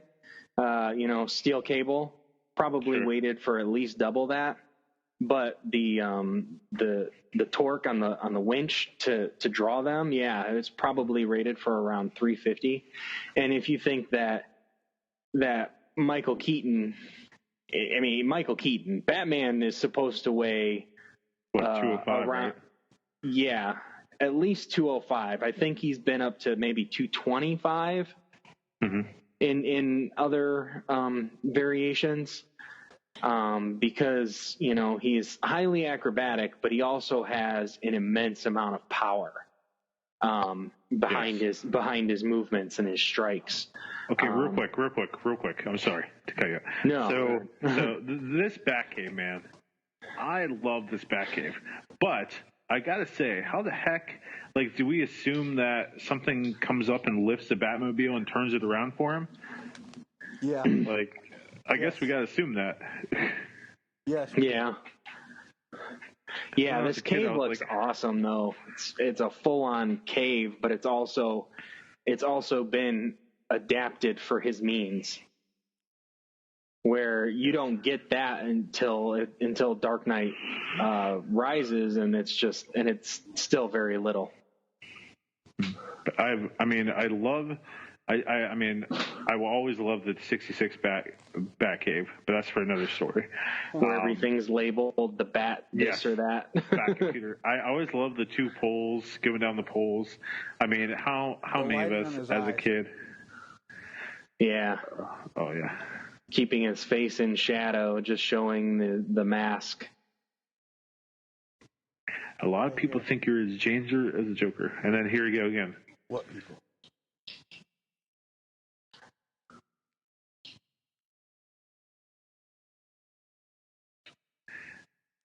See, once again, the face, like, I guess they were trying to say that. I guess it's showing that there's different cowls that they use, but when they do close-up shots of his face, it looks really weird sometimes. The cowl Yeah. is weird around his I eyes. think it's, you know, with the shadow and everything, it's still about the imagery in this movie, you know? Like, in a lot of Batman comics, especially after The Dark Knight Returns, I'm not sure about before that with the camp and stuff like that, but especially after The Dark Knight Returns, it's just the face in shadow, the white eyes and the ears and the cape. It's just the silhouette, you know, and in this movie, it's definitely all about the imagery of Batman. And at this time, they didn't have the white eyes. They didn't have the technology or anything. So you just have to light the eyes so you can just see the eyes. Yeah, that's another point. Yeah, you're right. They didn't go and give him these white eyes and stuff. I think the close-up that looks the best is probably Christian Bale's Batman. My favorite mask looks costume so far, my favorite bat suit so far, and cowl and all, is Ben Affleck's from BVS. The gray costume, the black symbol, even it being a large black symbol, I'm okay with that. And then even the short ears, like the varying lengths aren't incredibly important, you know, like depending on the artist or the costume, you know, the long ears look good, but the short ears looked very good on Ben Affleck's. I would do this. I would take Ben Affleck's BBS suit with the ears from this movie, and then the bat symbol from Batman Begins that you barely see on his costume. See, if you put all those together, No, I don't think it will work, man. If you put all those together and you put them in silhouette, you're looking at Jeff Loeb. What's the artist on The Long Halloween? That's what you're looking at right there. Tim Sale. Tim Sales, yes. That's what you're looking at is Tim Sales. If you put the long ears on Ben Affleck's suit in the silhouette, That's exactly what you're looking at. That's exactly what you're looking So, at. have you guys wondered what's up with Bruce Wayne's glasses? Yeah, well, yeah. Good point. Was he Maybe he's wearing just them at trying the to be grave? Clark Kent. I think he was just wearing them at the grave, and then this. He was wearing sunglasses Like, he wore in glasses the when he was alley. in the Batcave. So it's not like it's just reading. Like, he's worn them a couple times. It's like, why? Somebody said a nearsighted Batman. I think he's farsighted. He can see far, but he needs him to read. I don't know. What's he wearing during the? What the heck's he wearing in the? I can't even think. What the heck's he wearing in the bat suit? Contacts. Contact. Let me put in my bat contacts before I go out on patrol. There's something I have to tell you. I'm sorry. I'm Beetlejuice. I've always joked with Janine. I was like, if I was ever a superhero and I had to tell you like I was like the superhero, I would come to you as the superhero, do something showing off my abilities, and then pull my mask off. So much easier than trying to say, I'm Batman as you're dressed as Bruce Wayne in the middle of the day. Push you down, tell you to shut up. Just listen to me. in a three-piece suit. Right. I like this how he has a hard time telling her, you know, like what was he trying to prepare going here to tell her this? Because that's his full intention to go, you know what I mean? So, but then when he gets there, it's like everything he could have ran through his head, and he still can't, like, I'm Batman. Yeah, like if he would have because he doesn't want to lose her as Batman. He doesn't want to lose her. Like, he has someone that has a relationship going, and he doesn't want to lose her. So he wants to choose his words wisely. Like, he's terrified. And he's got a little bit of a mullet going on. I'm Batman.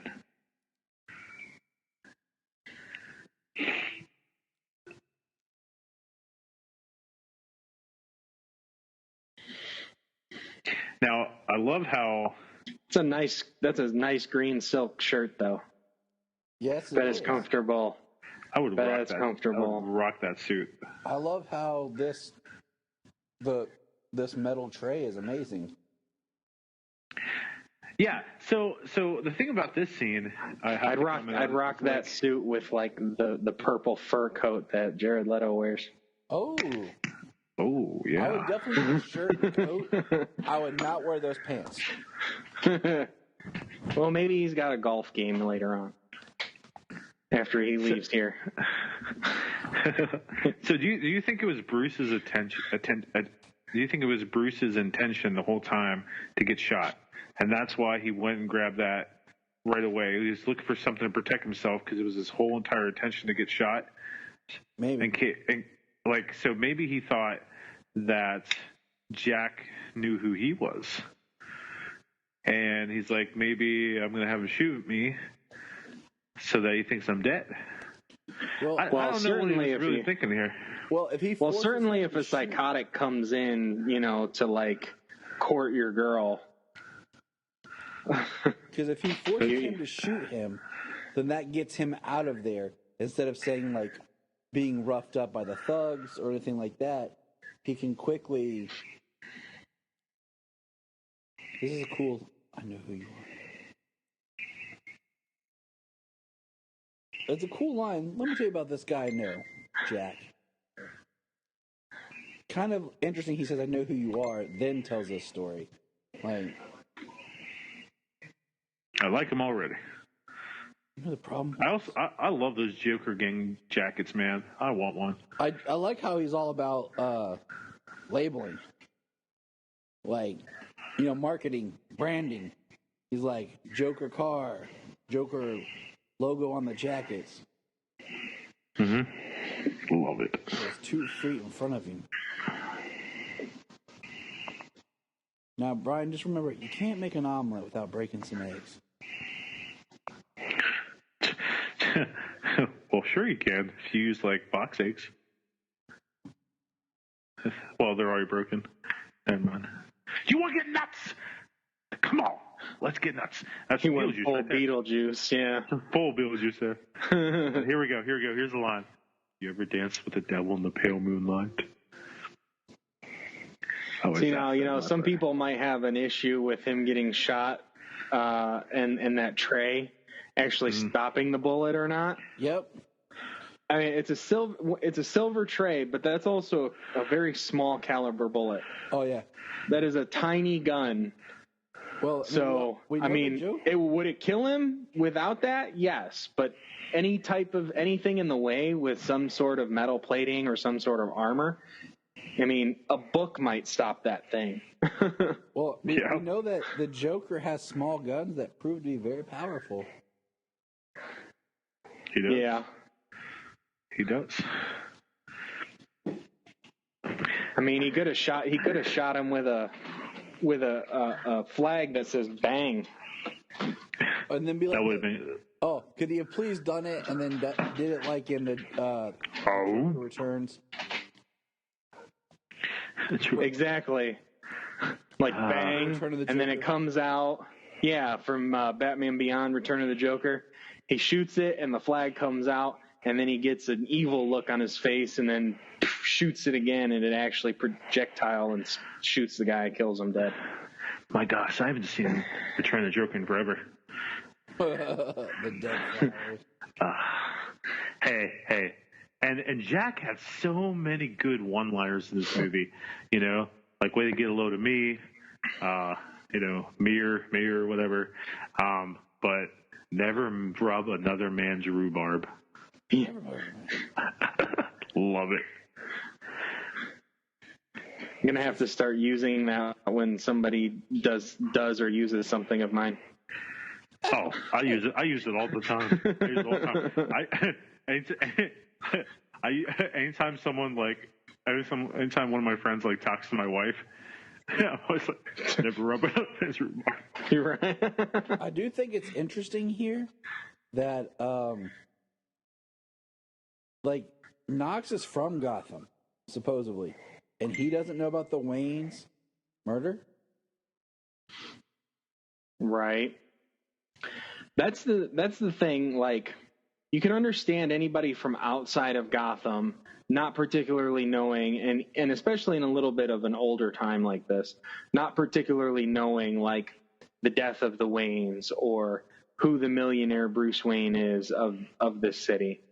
But Knox being from the city, being from Gotham, as we assume he is. I mean, he's at least been there for a long time. But you think being a journalist that, like one of the biggest stories in the last 20 years, unsolved story, unsolved mystery, unsolved. Yeah, at this point, it is an unsolved case. Yeah, that the most influential people in the city were gunned down. Their son, the sole survivor, gunned down in front of them. Yeah, that'd still be a thing that that a lot of people would know from that city, in that city. I love what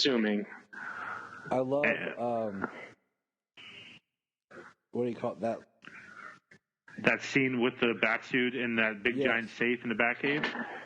Freaking awesome. And then he goes to Bat Hangers. Oh, don't even get me started.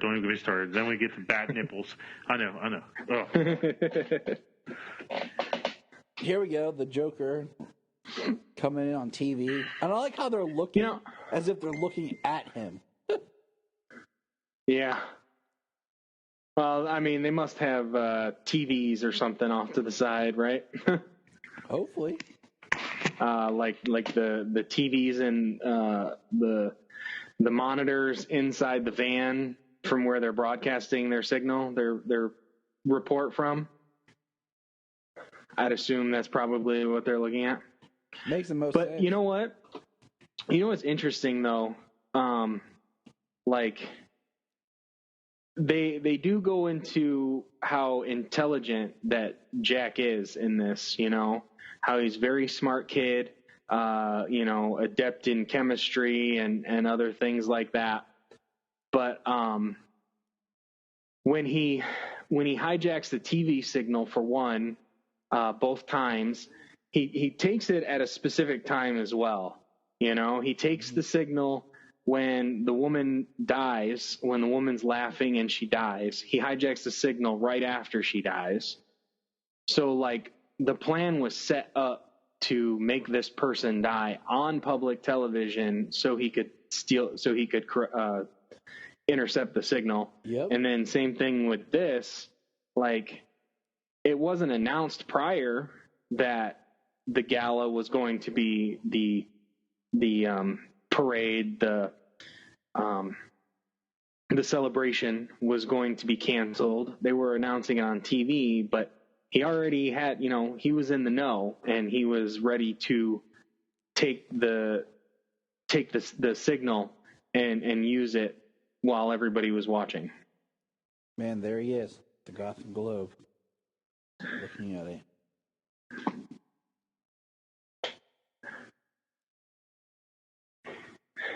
And I'd probably say maybe those earpieces date the movie, because I haven't seen earpieces like that in 20 years. Yeah.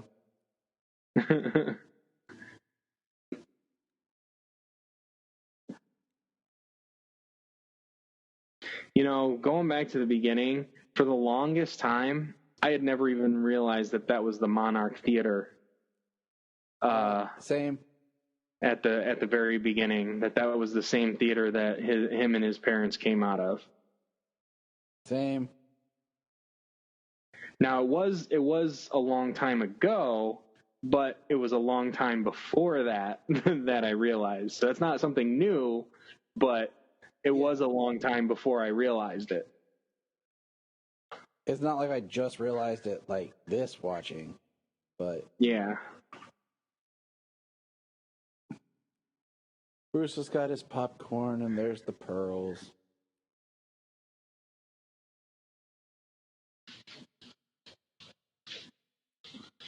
They're not even really in an alley. They're like on an open street.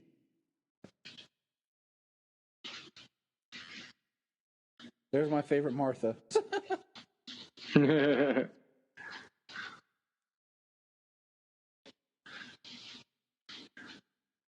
So, and then in this version, Thomas tries to fight back a little bit, Yeah.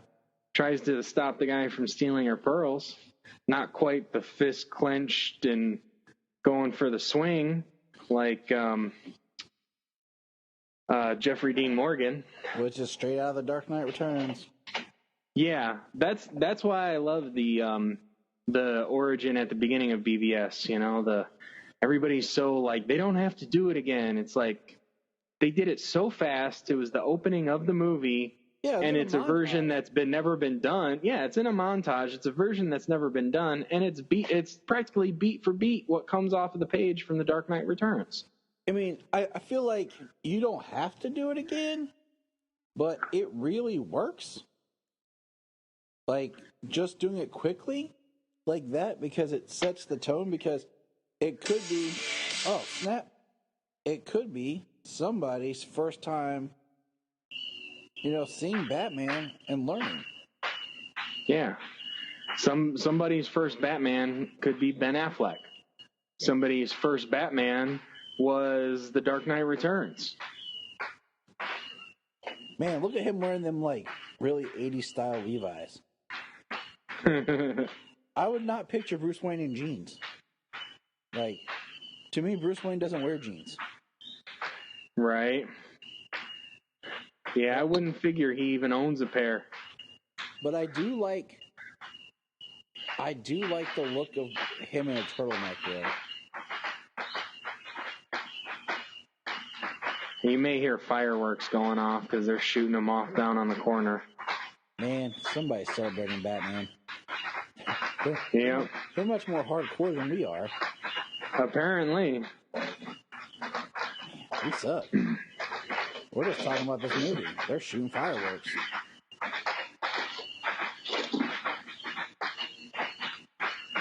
But also shooting fireworks at 11 at night. The people down the road are inconsiderate. Yeah. Have been for the last 2.5 years living here. That means that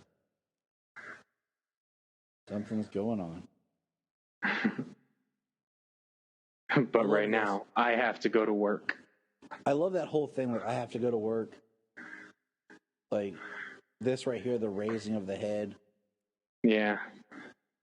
The suiting up. the music. And I like the suiting up because they don't focus on his butt. Yeah, that's the one thing. Like, I like the suit up scenes in the Schumacher films, other than the fact like they focus on the butt. Like, that's what makes it so awkward and odd. But I like the way it's done when they put on the boots, put on the mask, grab. But when they do it with, Alicia Silverstone, double standards. Yeah, yeah. Why doesn't her suit have nipples, James? Huh? Right.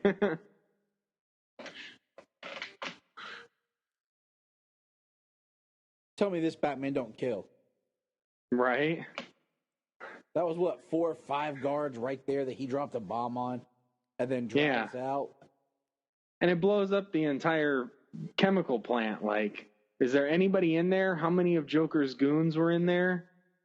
You know, there was 6, 8 of them standing around him. Yep. Standing around the car when the bombs went off. And he's using guns on his car. So yep. Your arguments are void, people out there. There are guns with bullets that shot open that door, like live ammunition. And don't even try to say rubber bullets, because it's not true. I will say, I do remember having a poster in my bedroom as a child with this movie. It was just him standing in front of the car. Right. Like, I'm sure if he was going to a junkyard where a bunch of gangsters were hanging out, or a bunch of gang members were all hanging out, you know, doing their little rally, that he wouldn't go in there with live ammunition, that his car would have rubber bullets. Yeah. Because he's not going to mow down a whole bunch of people. Oh, here's your other that are no threat to him in the vehicle.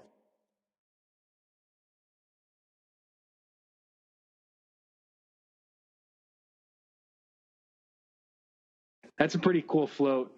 I'd ride on that. Yeah, I found a picture of the poster I had. Awesome.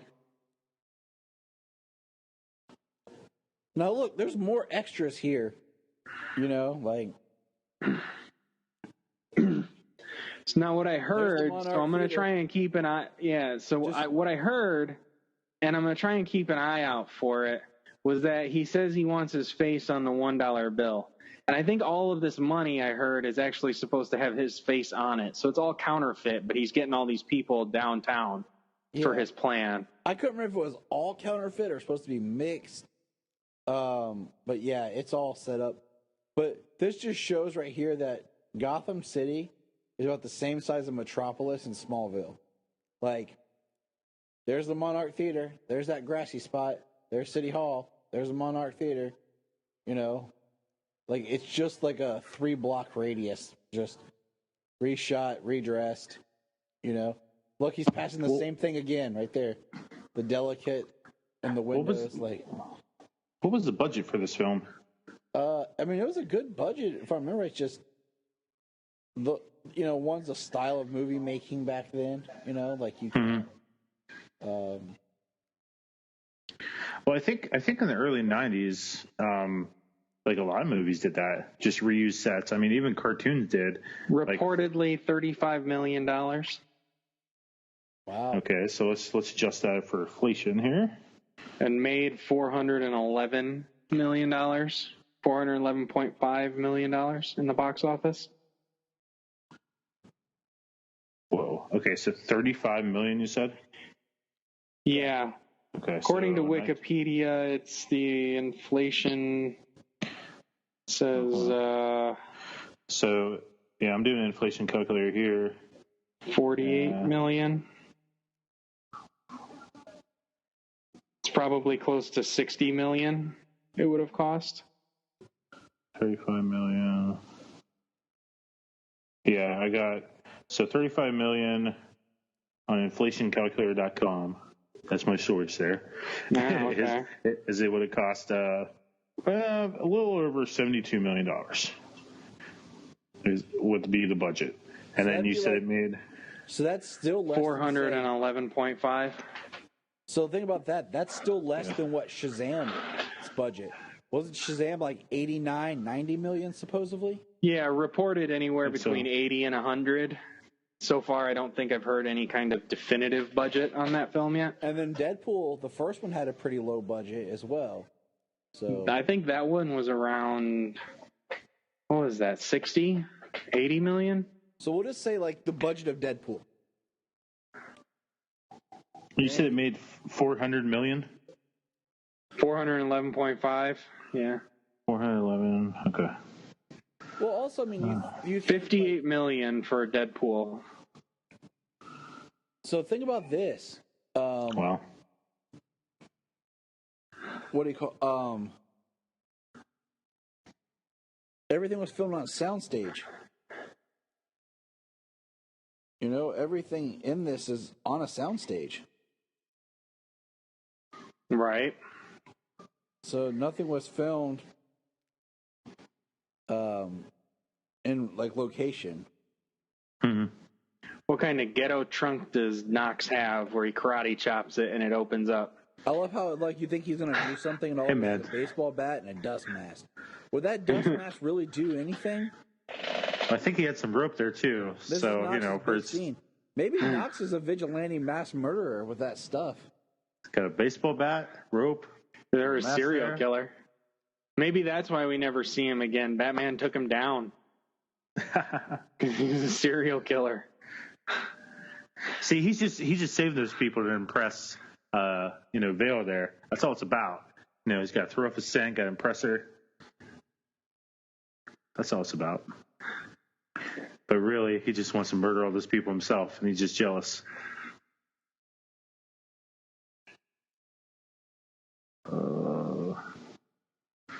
Man, that bat plane. I love that bat plane. We're almost to the iconic scene. Wow. We're almost there. So I did the reverse for the Deadpool budget. Back, if they met 58 million back in 89, would have been 2 million. Look, I love he tries to get on there. She's like, Knox. Better hold on to those wipers, buddy.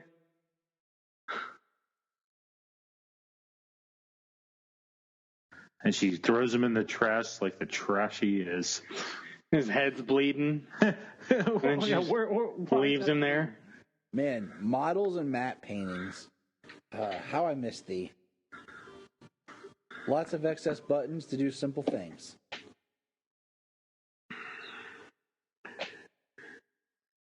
My balloons. And what kills me is he has these blades on the front. Like, what made you think that you would need those blades one day? But it's Batman. Because he prepares for everything. He's Batman. This is just... He's taking my balloons.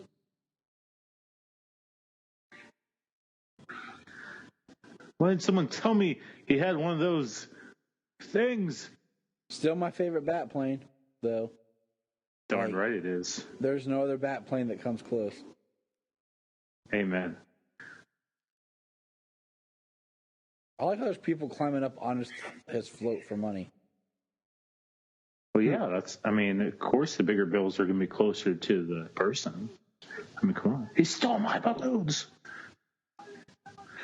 Bob Gunn. He just gives it to him, too. You're my number one. I want one of those. Well, I got promoted. I got promoted. Hey. Like, oh, crap. I got a promotion. I don't think a promotion in the Joker gang is a good thing. Yeah, but what are the benefits, Oh, here we are. There it is. Yeah. And boom. Love it. Which is so awesome. It's excessive, but awesome. It's totally awesome. And what's he going for with this dive here? Like, what is he trying to do? Prove that he's Batman. To make it harder for his computers to target Joker on the That's street. exactly what he's doing. He flipped exactly what he's doing. down the same things he flipped up for the blades, and now they do a completely different task. All right, Tyler, calm down, okay? Here we go. Here's your little gun, powerful bullet right here. Hey, so what I love is that the line is still a bigger gun than that little one he shot Bruce with. Sorry, what are you saying, Bryan? So what I love about the DC Comics, the DC Universe version of this, is the line is clearly come here, you gruesome son of a bitch, but the captions change it to you gruesome son of a bat. They're like, kids can read, not hear. Yeah, exactly. Like right. he definitely says the B word, but yes, he does. How does he not hit the Joker? Trying to shoot the Joker? Can we just say he tried to really shoot the Joker and kill him? He totally did. Okay, back to what I said. This Batman doesn't kill crap. Yeah, this Batman does. There's many instances in this one and in the next one. There's a Monarch Theater, and he's crashing. I feel sad. Like I'm genuinely sad for the Batplane. And well, now you know why he needs a new one by Batman Forever. And for all the models right here. Mm-hmm. I mean, the Batman anthology series is almost like watching the James Bond films. Like, there's connective tissue, but they're also kind of standalone-ish too. Right. Is that a large barrel? But you mean standalone, that they're not connected to anything whatsoever? They connect, but they also can be a loner. Well, at least it's not the X-Men movies. Apparently that's what standalone means these days. That a individual can't have a solo movie and it be standalone yet connected. Standalone means that it's disconnected, apparently these days, according to the internet. Oh, isn't standalone? Isn't that a Godsmack song? Yes. Yes, it is. Scorpion King. For the Scorpion King, yes. That's a standalone film, I always love that isn't shot it? of Batman getting out of the burning and him looking a little roughed up. And I love this church. That is the most gothic church ever. That scene right there. Man, you know what I'm thinking? Like, more as I watch this, I've not really thought about it. But, like, imagery in this that I feel that Alex Proteus ripped off when he did The Crow. Of what? There's certain shots and images in this film that I feel like Alex Proteus ripped off when he did The Crow. And he would have been a cool choice to direct a Batman film in the 90s. Like, Schumacher, if they would have got him. But let's see, he was doing, I think, Dark City at the time of Batman and Robin. But Dark City, I think, came out in 98. I think you're right, yeah. That's a good movie. Very good, very underrated. Mm-hmm. I've never seen Dark City. Oh, Bryan, you got to watch it. But I love the Crow. I love The Crow. All right, he did some weird, let's say he did shorts. So he did The Crow, 94. So that would have been a year before Batman Forever was released. Dang. But he did fantastic. Yeah. Who throws a shoe? Honestly. Man, he hasn't done a whole lot of films. Like, they're very spaced out, and I've seen all of them. His actual movies, not the shorts or the music videos. And it's sad because his last film was cool sounding but sucked. But we won't talk about that.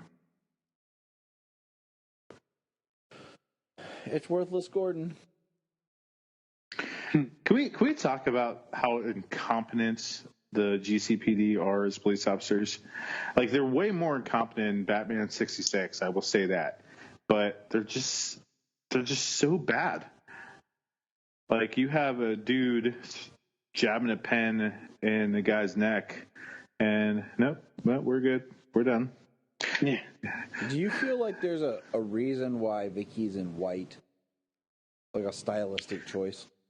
Because she's supposed to be this angelic being, and the white will contrast against the dark of the church and the dark of Batman. But then you have the black and white of Batman and Vicky, but then the color of the Joker, which is your villain, but usually your villain is the dark character. I've always found that fascinating when it comes to Batman stuff. But on a quick side note, I hate when people talk about angelic beings and and being like, oh, they're like an angel. Okay, please don't compare people to an angel if you've never really read the Bible.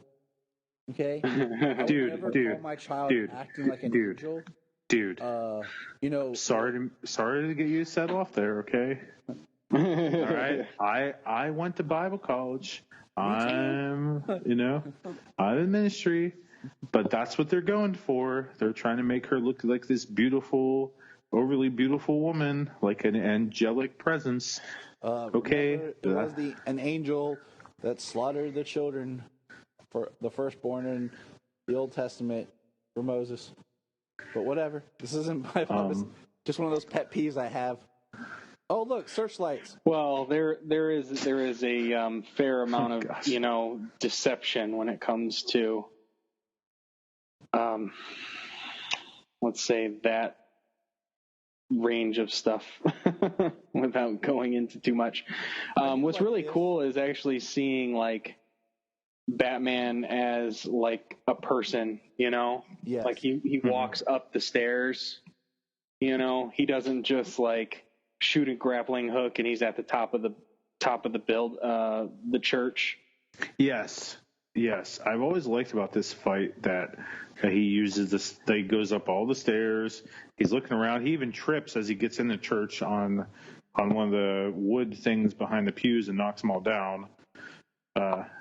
Yeah, that's how they knew he was following them. I always thought that was a little weird, though. Like, what the heck was that out of his glove there? Right. And, like, how far out did it go? Because that guy was coming at him, like, it was just cut kind of weird, but neat. But, like, this Batman, if you think about it, really doesn't do much because he can't move. It makes him... The thing that it's supposed to be is how effective Batman is. How effective this Batman is at what he does, that it doesn't take a whole lot of effort to be able to take these people down. True. I mean, look at this moving right here, though. This is awesome. This is the most fighting he's done. It's the most fighting he does in 2 movies. That's true. yeah, Batman Returns, he did even less, man. Yeah. Man, I know we planned this out for 1 movie a month, and to focus on the Joker. But man, I just kind of want to watch the entire Batman anthology, or all Batman films with you guys, and just there's our bang. There's a bang gun. See, and then he accidentally pulled the trigger a second time and shot himself in the head. I mean, I'm up for it. Absolutely. That's the alternate take, the alternate ending. That's so cool looking at him on top. Gotcha. And then he throws back. I mean, this is just random henchmen, and he's getting him. This is your big henchman. Yeah. You've got all your peons, but this is the big guy. It's the brute, buddy. Yeah, this is the brute before you go up against the boss.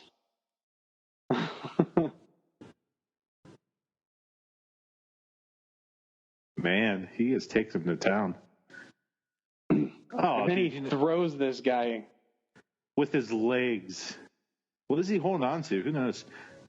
How high is that? That's freaking 15 stories. That guy's dead. Okay, he definitely let go as he dropped the dude. He definitely let go with his hands. He was floating in midair. He totally was. He should have fell. I tell you. Oh, he could have been clipped onto something. It's Batman. But he wasn't. Unless he was using his retractable belt clip like in the action figure. If anyone else calls you a beast, I'll rip their lungs out. What a sweet talker. All right.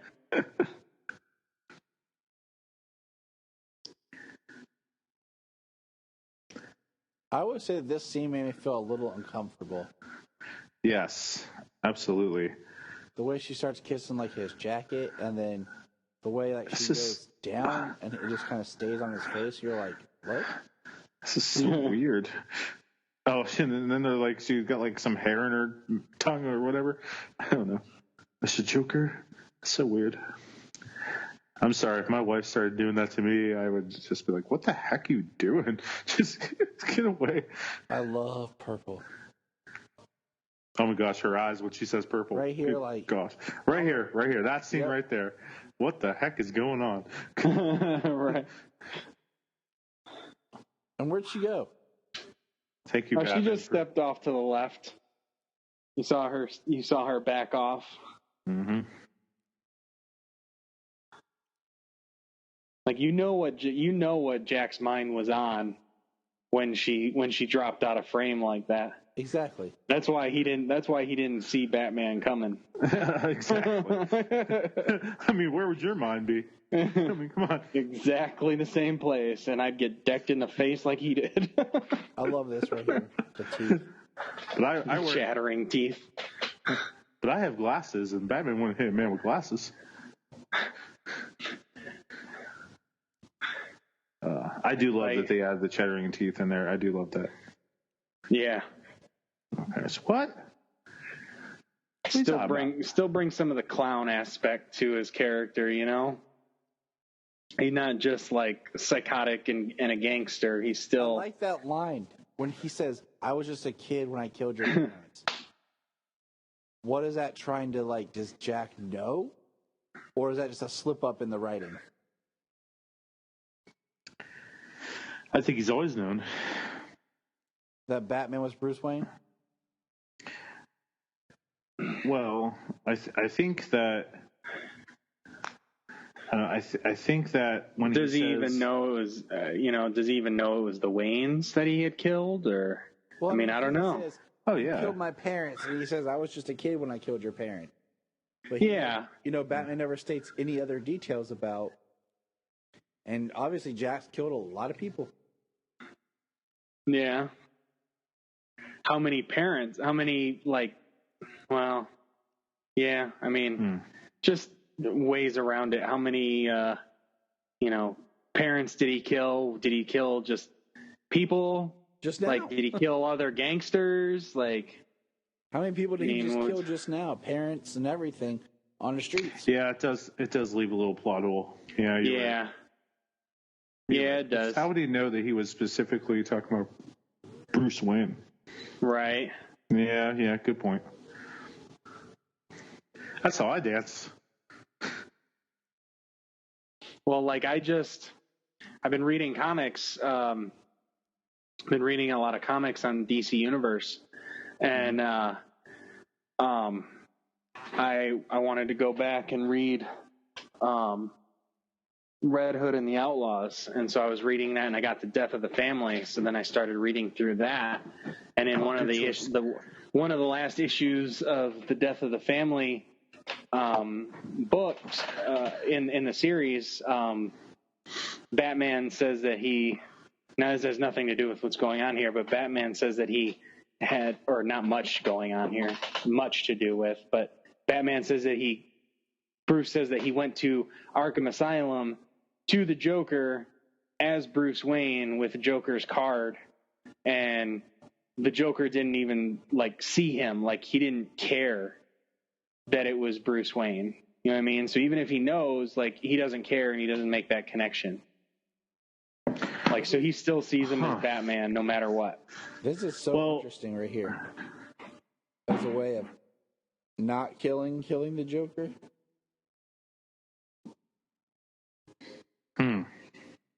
Right. This is kind of his own fault where he didn't let go of the ladder. He killed him.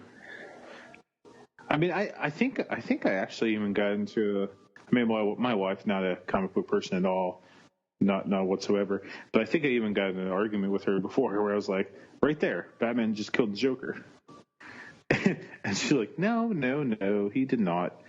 He stopped him from getting away. It's a great debate. His intention, Ra's al Ghul / Liam Neeson in Batman Begins, like, where do you define the line of your responsibility of somebody else's? You know, was it Batman tried to stop him, but because you know what Jack did, he killed him? And I'm not going to kill you, but I don't have to save you. He'd be like scraps, and there'd be so much blood on the ground. Like he used that bolo to stop him from escaping. Mm-hmm. But what happened beyond that, he took those extreme measures to try to escape, and it resulted in his death. It's like Jigsaw. Yes. There's Mark Theater again. So what was in that bag? Like, what do you guys think that was in that bag? Like, I always wondered. And this is the last we get to see of Knox. Ever. The unsung hero of this movie. I think it's like the laughing thing is like the final joke, where he after he dies, somebody else is going to die too. Good point. What?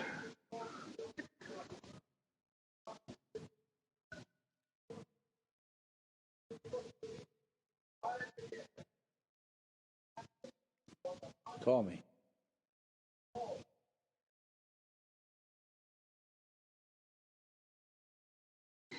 He left us a signal. It is cool, and it does make sense, like, how to get a hold of him. It's one of those things I'm always trying to figure out in every Batman movie, like, how do we get the bat signal in there? And it's believable. Right. Well, how come no one's like, okay, he bought us a giant spotlight. He has a big plane. He has a car. He has all these gadgets. How does he afford this stuff? Let me talk to some of the rich people in town. That's Batman Year One. Exactly. Man. Where I like the idea that Gordon believes he knows that it's Bruce Wayne, but he won't, and he doesn't want confirmation for plausible deniability. Yeah. That because he officially doesn't know, he can't be held, he can't be held liable for Batman's actions. Okay, so when in the comics does Gordon know that Bruce is Batman? Because Dark Knight. I mean, yeah. What's that? After he retires. Well, after Gordon retires.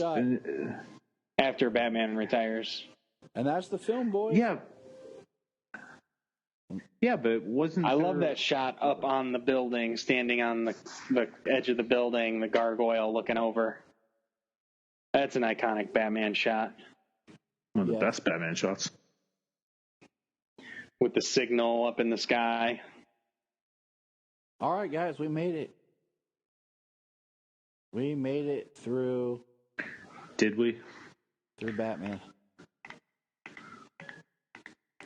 So how do you feel? I still love this movie.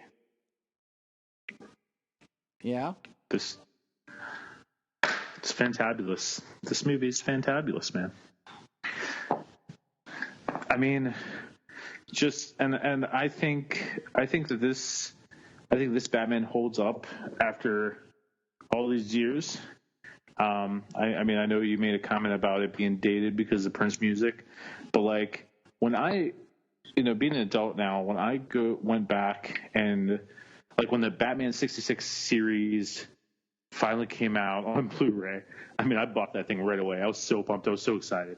And it's still sitting in this collectible box, like barely touched, because it gave me those, like, it gave me that code where I can like download it digitally. So I just watched it on there, but I kept the actual Blu-rays. So I do collect things, guys. I do have Blu-rays. Oh my gosh. I know. But in saying that, watching those episodes over again, like they just don't hold up. Like I'm like, okay, I see why I love it as a kid, but like, oh my gosh, like it's so campy. It gets a little ridiculous. But when I was a kid, I loved Michael Keaton's Batman in this version, and now I'm an adult, I still love it. I mean, it definitely holds up through all this time. And I think that's one part that makes this movie so great. And you have Jack Nicholson's The Joker, just a famous take on the character, amazing take on the character. It was just done so darn well. And Batman needs to be a serious character. He has to be that dark to Superman's light. But about Superman not being a dark, that's a whole nother story. But Superman wasn't dark. I'm sorry. I didn't like Man of Steel. I'm sorry. Yeah, that's it. This movie is great. I love this movie. I've always loved this movie. Michael Keaton is such a great Bruce Wayne and a great Batman. I love Tim Burton too. Tim Burton's one of my favorite directors, especially his old stuff. The use of models and map paintings, the background, the creative ways to get what the scale that he got in this movie, in the creative ways that he did. So it's amazing. And now watching it, like I don't think I thought this literally before now watching it. Because everybody's so dialed in, especially after the Martha rescue. Everybody wants to see Batman kicking some serious ass. And after the Dark Knight trilogy and then the Martha rescue. And those credits were really fast. Yeah. But watching it this time, it was seriously about like the imagery and the way Batman struck the criminals through his entrance, through the look of him in the shadows and things like that, and it made him effective. And the imagery in this movie was really great. The way they showed him, like I said earlier, with the not having like the white eyes, but lighting his eyes so it was all just the silhouette, but you could still see the eyes. I mean, that's the best you could do outside of the comic book, especially at this time. They didn't even do that until, recently. I mean, Deadpool and the mech suit in BVS. So, that was the most effective way they could do the silhouette, but still light the eyes, still see the eyes, and still get that same imagery across.